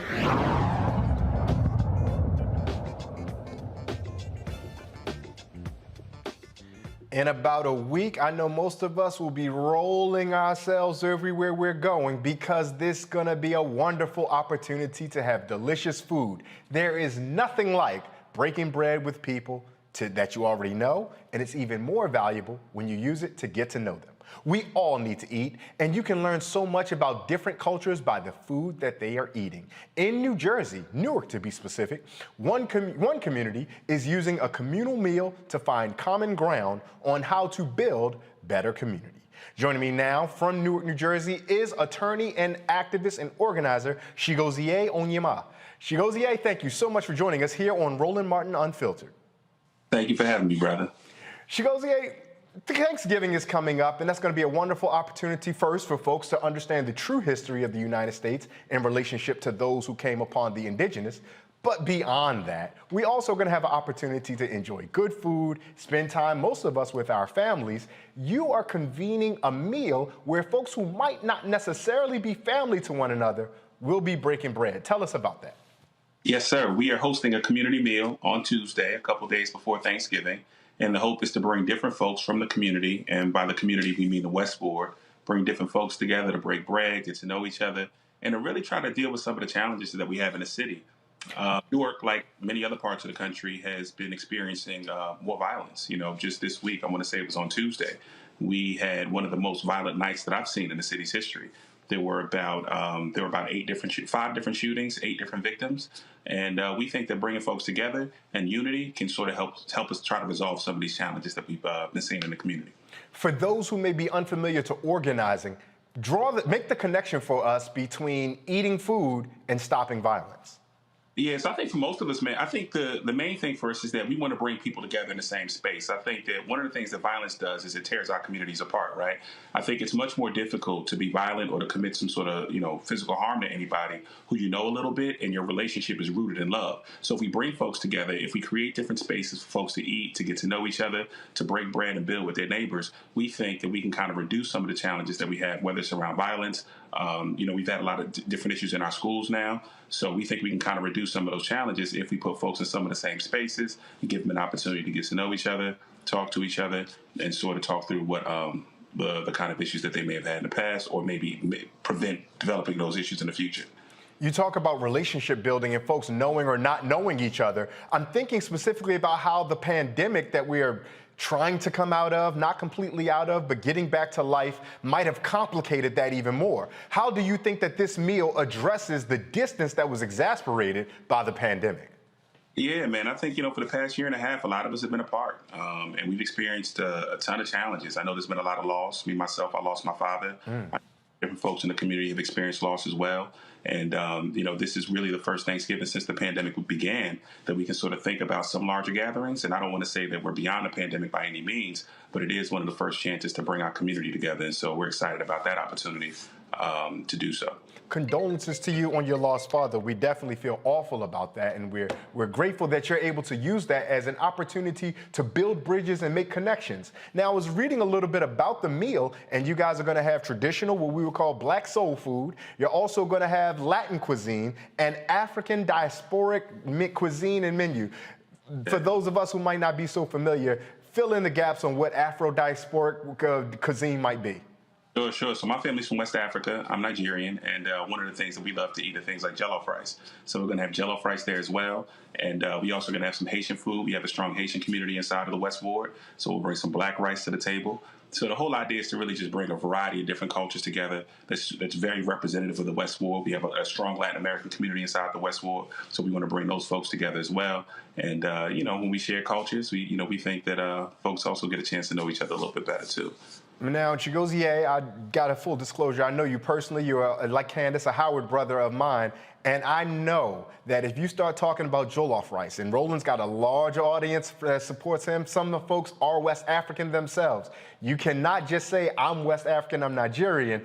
Different ethnic groups, if I'm not mistaken, will really put their own taste on jollof rice. Particularly, I know the Senegalese compete with the Ghanaians, who compete with the Nigerians. There's the Igbo, the Hausa. This is a whole big thing. So how are you going to keep the peace in a meal that's supposed to bring us together that seems like it might be dividing us? Well, I think we've kind of resolved that Igbo people make the best jollof by now. So I think, we can kind of keep the peace with that resolution. We know we got the best food on the continent, so we are indeed excited about that. We're going to go ahead and direct all the criticism, not to Roland Martin Unfiltered, to Chigozie Onyema, who says that Igbo people make the best jollof rice. But quite seriously, what ultimately do you hope when folks leave this meal? What do you hope that they take back to their homes that they can carry with them beyond having a delicious taste of a foreign cuisine?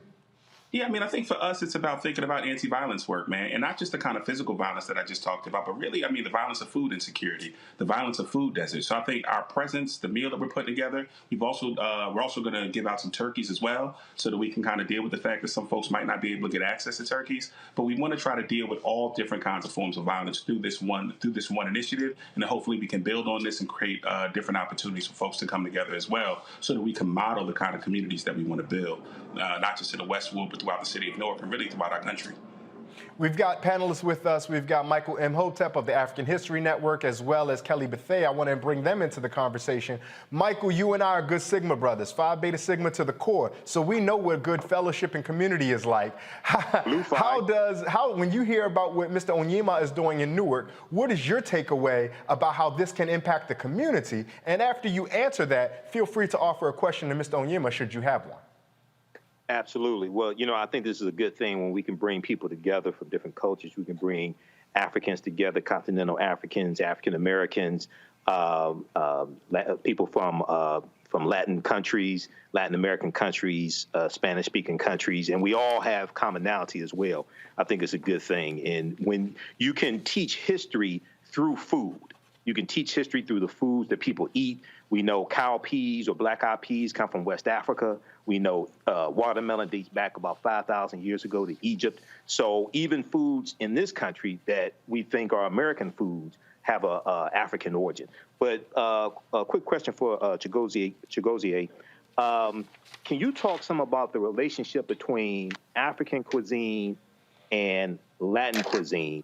And because we know that Africans were taken into Spanish colonies conquered by Columbus, like originally Jamaica was a Spanish colony, and Haiti, Hispaniola was Spanish, and Cuba, things like this. And is there an influence from the foods that the African Moors took into Spain when they go on in 8th century AD, 711 AD? Is there an influence that we still see today as well in these foods that you're going to have at the celebration?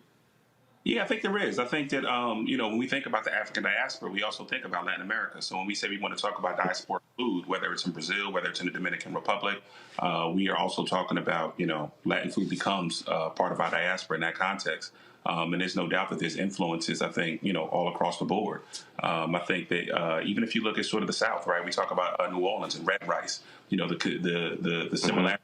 Rice and jollof rice, I think, are one of the things that we can kind of think about in that context. So there's always that cultural continuity that I think, whether it's with Africans going into Spain or whether it's Africans the slave trade to the Americas. I think we see that the foundation is always rooted in some of where we originally come from. So in that respect, I think, yes, you are absolutely right that, we're really just talking about food from the continent and throughout our diaspora. Yes. Yeah. Yes. Kelly, let me bring you into the conversation, because every time I see you, Kelly, you look dressed to the nines, like it's just perfection. And I know there's no way that you can eat as good as these folks are going to eat on Tuesday with the beautiful hair and the great makeup and the well done. Oh, absolutely not. I know you can't do that. So how would you recommend that folks show up to a function like this where we know we're going to break bread and socialize, but also folks are going to want to put on their best self and present in their best way possible? Kelly, how would you recommend? And also, if you also have a question for Mr. Onyema, feel free to offer it after you answer. Sure. So ironically, Thanksgiving Day might actually be the one day that I don't dress up for company. Like I make sure that everything has some type of elastic and drawstring so that I don't have to worry, because I'm usually cooking. So I don't want to be, I got to have my hair back. I got to have, the leggings and the tennis shoes on, because I'm walking to and from, making sure people taste this, make sure it tastes great, all that stuff. So I don't know how you want people to be presented at this function, but I imagine comfort and cute would be sufficient for Thanksgiving Day in Jersey.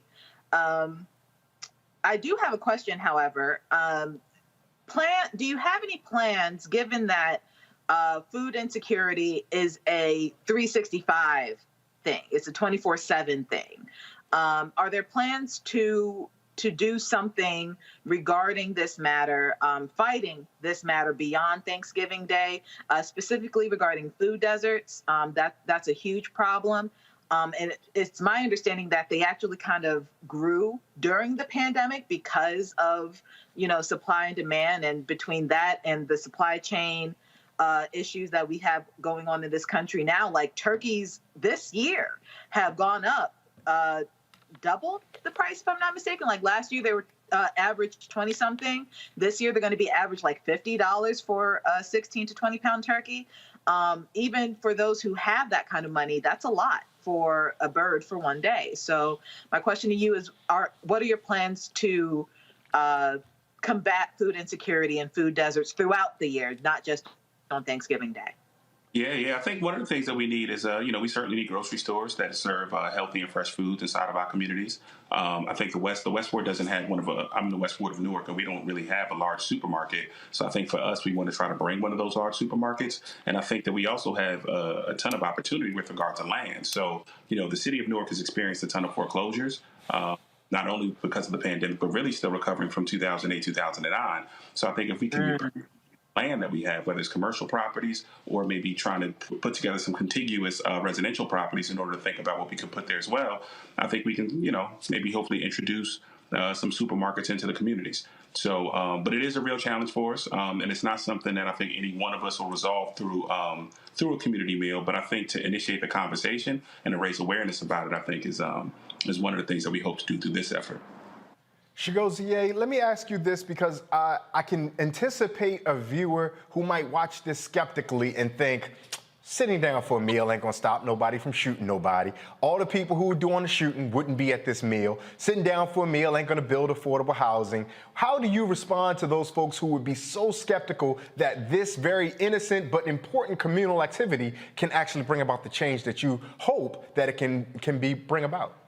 Yeah, I think that you fight ugliness with beauty. You know what I'm saying? So I think that violence is ugly, and I think you create beautiful things and beautiful spaces in order to deal with some of that ugliness. I think so often we point directly to policing, and I think that police have, some role to play in responding to violence, but I think as a community, we have a much larger role. And I think that the beauty that we bring to the space can look like a range of different things. So a community meal is only one of the tools in our toolbox that I think we can bring to bear.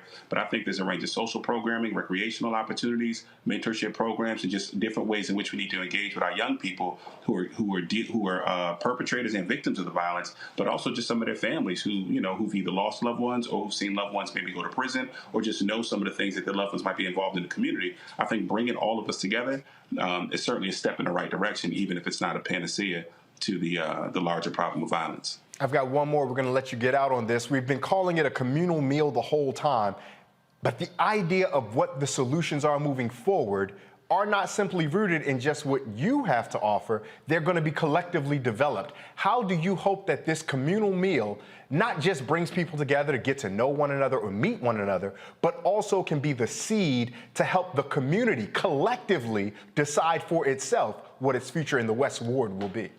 Yeah, I think, I was talking to a friend of mine. She runs the Grassroots Foundation, and she gives away turkeys at a residential complex called Georgia King Village. And when she gives out the turkeys, she noticed that seniors weren't coming to get turkeys. And so one of the things that she thought was, how do we find ways to engage seniors? And one of the ways that she thought was through a community meal where you directly target seniors, bring them to the community space and allow them to share a meal. So I think part of what we want to do, all of our organizing ought to be informed by people's actual material needs, right? So that means means that it requires us to have conversations with folks, talk to folks about what they want to see in the community, and then we can collectively work to provide some of that. So the community meal sort of comes out of that effort, talking to folks, having conversations, and asking folks, what would you like to see? And in that process, we've had folks tell us, we want folks to come together, have different kinds of conversations, and just create space for us. And so we're trying to create some space through this process. And I think organizing always has to come through that sort of grassroots, ground level effort to have conversations with folks and to try to make real the kind of things that we discuss. Chigozie, how can folks find more information about the community meal? How can they sign up, RSVP, whatever they need to do to ensure that they can sit down with the folks from the West Ward in Newark? And is it also open to folks who might not live in the West Ward? Absolutely. The community meal is open to everybody. It will be at 350 West Market Street inside of Newark, New Jersey. So that is the old fish market near Georgia King Village, between the Georgia King and the McDonald's. We welcome everybody to attend. To find more information about both me and the community meal, you can go to my Facebook or Instagram. My Facebook is Chigozie Onyema for Newark City Council, and then my Instagram is Chigozie Onyema _. That's CHIGOZIEONYEMA _.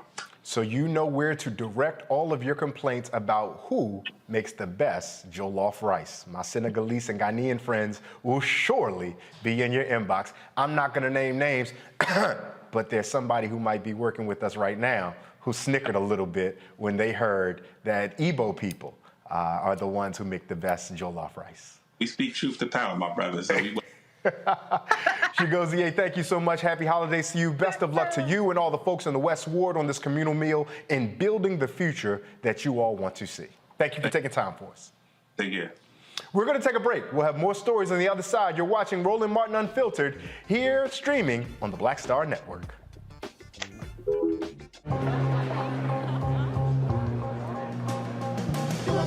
Are the stars out tonight?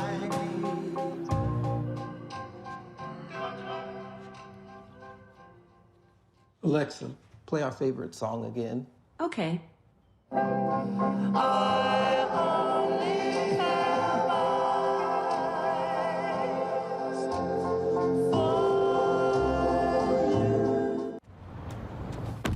Oh, that spin class was brutal. Well, you can try using the Buick's massaging seat. Ooh, yeah, that's nice. Can I use Apple CarPlay to put some music on? Sure, it's wireless. Pick something we all like. Okay, hold on. What's your Buick's Wi-Fi password? Buick Envision 2021. Oh, you should pick something stronger. That's really predictable. That's a really tight spot. Don't worry, I used to hate parallel parking. Me too. Hey. Really outdid yourself. Yes, we did. The all-new Buick Envision, an SUV built around you, all of you. Betty is saving big holiday shopping at Amazon. So now, she's free to become Bear Hug Betty. Settle in, kids. You'll be there a while. Ooh, where you going? Hey, I'm Arnez Jake. Black TV does matter, dang it. Hey, what's up, y'all? It's your boy Jacob Lattimore, and you're now watching Roland Martin right now. Stay woke.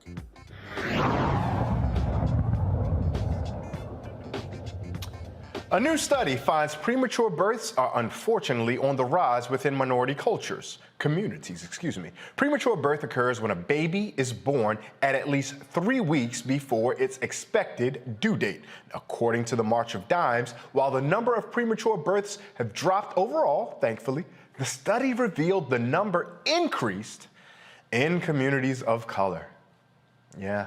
Black, American, Indian, and Alaskan Native women are 60% more likely to give birth before 37 weeks of pregnancy are completed. Now, according to the CDC and the FDA, as of 2020, 1 in every 10 babies is born prematurely in the United States. More than 700 women die of pregnancy-related complications each year in the United States. And the Food and Drug Administration, along with our friends at the CDC, says all fully vaccinated adults in the United States can now get a COVID-19 booster. The agency made the announcement today, Previously, only those who were 65 years or older and adults who were at high risk of getting the disease were eligible.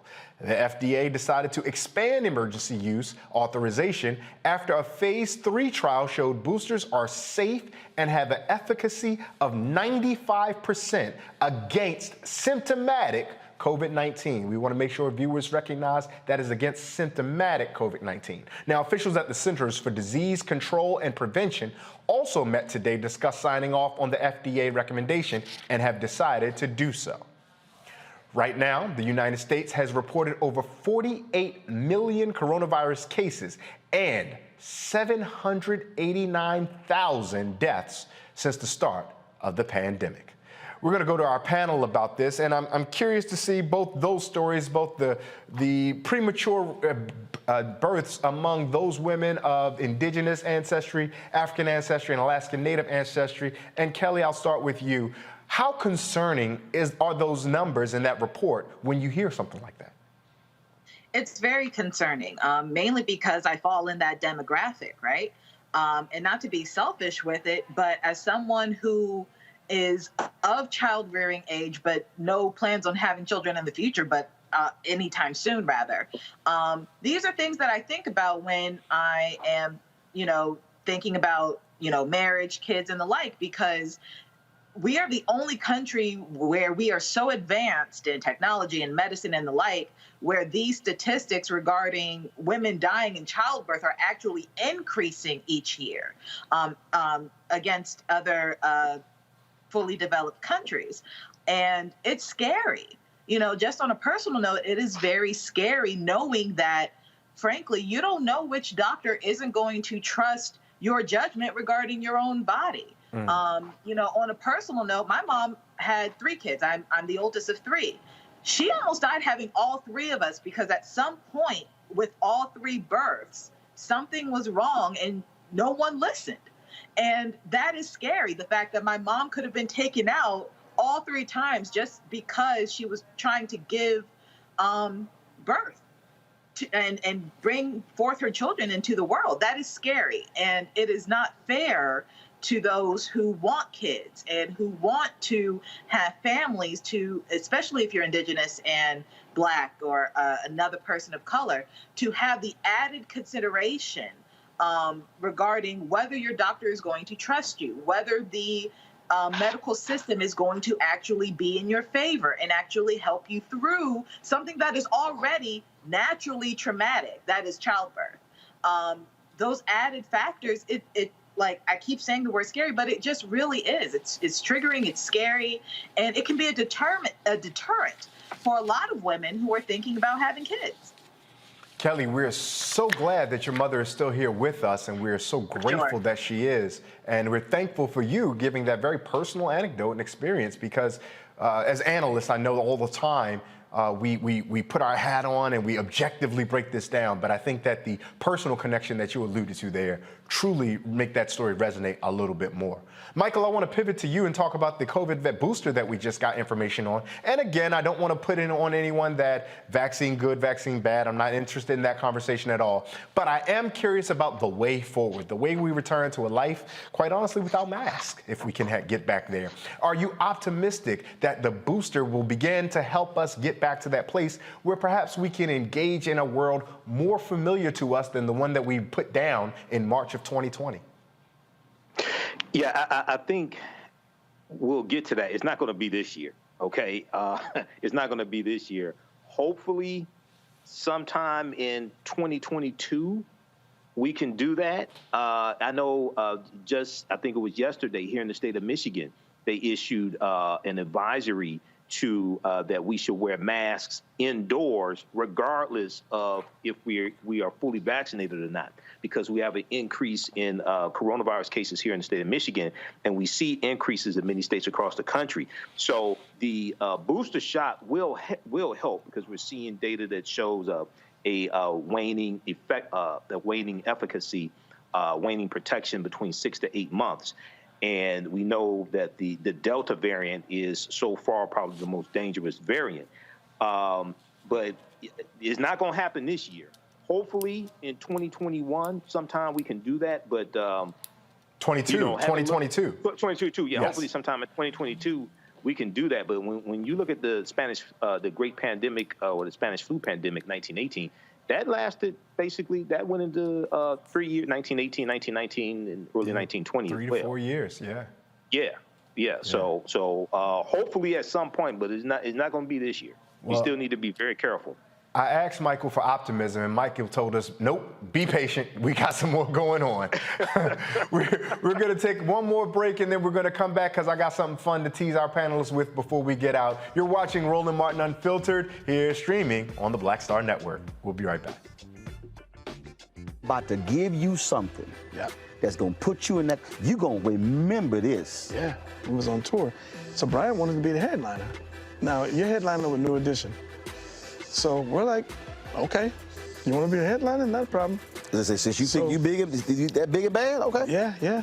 And I'll never forget one night we, two of the guys, their driver got lost. I think it was Westbury we were playing.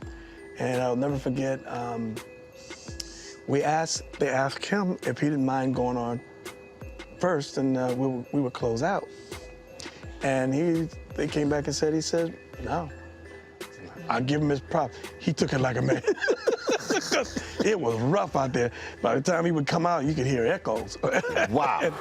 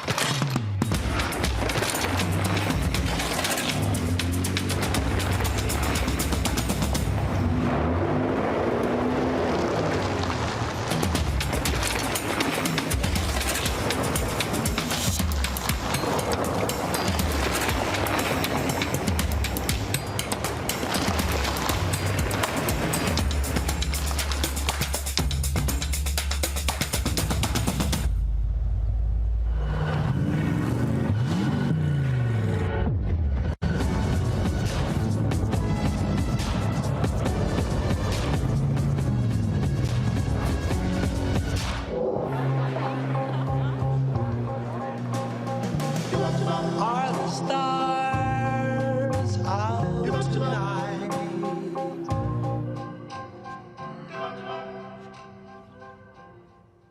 Alexa, play our favorite song again. Okay.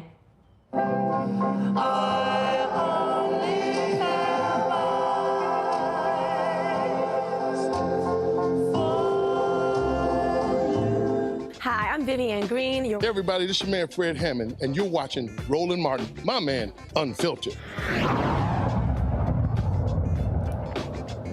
Gotta make sure I give a big I'm sorry, thank you, you're kind, I appreciate you to our good sister Kelly for putting up with these two men in blue all day.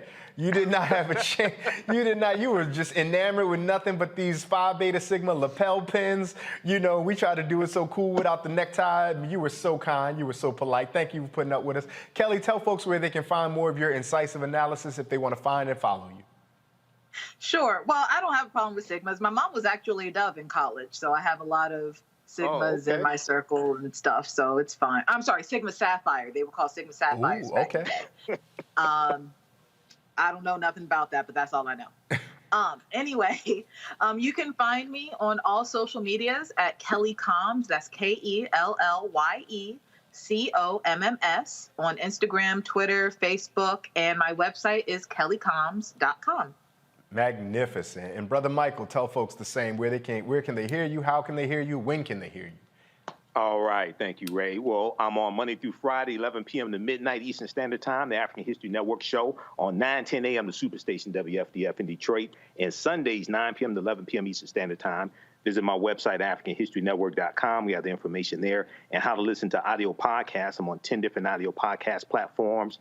Download the iHeartRadio app, search for the African History Network show. Follow me on Facebook, The African History Network, The African History Network. YouTube, Michael M. Hotep, IMHOTEP. And on Facebook, Michael Imhotep as well on Facebook. Look, Mike, I'm not certain how long Sigma's going to run this show. So whenever we can, whenever we do, particularly here on Roland Martin Unfiltered, we got to talk our talk. Because when our good brother Roland gets back on Monday, it's downhill for Sigma's then.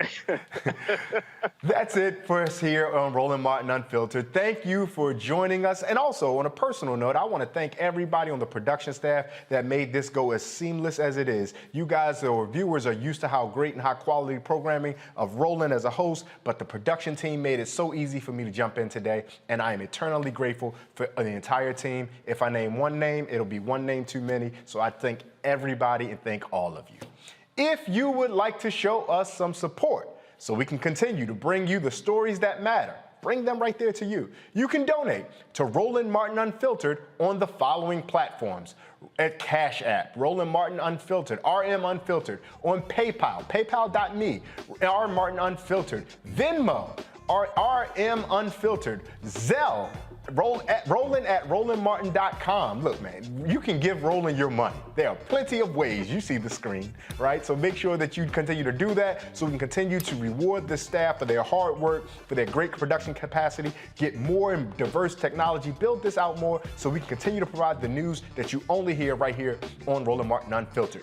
Be sure to download the Black Star Network app. It is available everywhere. The Black Star Network app is available everywhere. You can find it on your iPhone, Apple TV, Android TV, Roku, Fire TV, Xbox One, Smart TV, down the street with your cousin, over at your granny house, in your auntie's backyard. You can find it all those places.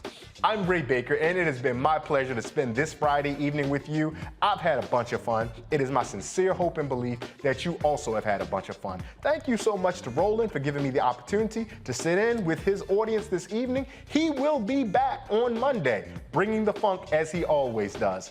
And in parting, let us remember the words of the Yoruba proverb that if we stand tall, it is because we stand on the backs of those who came before us.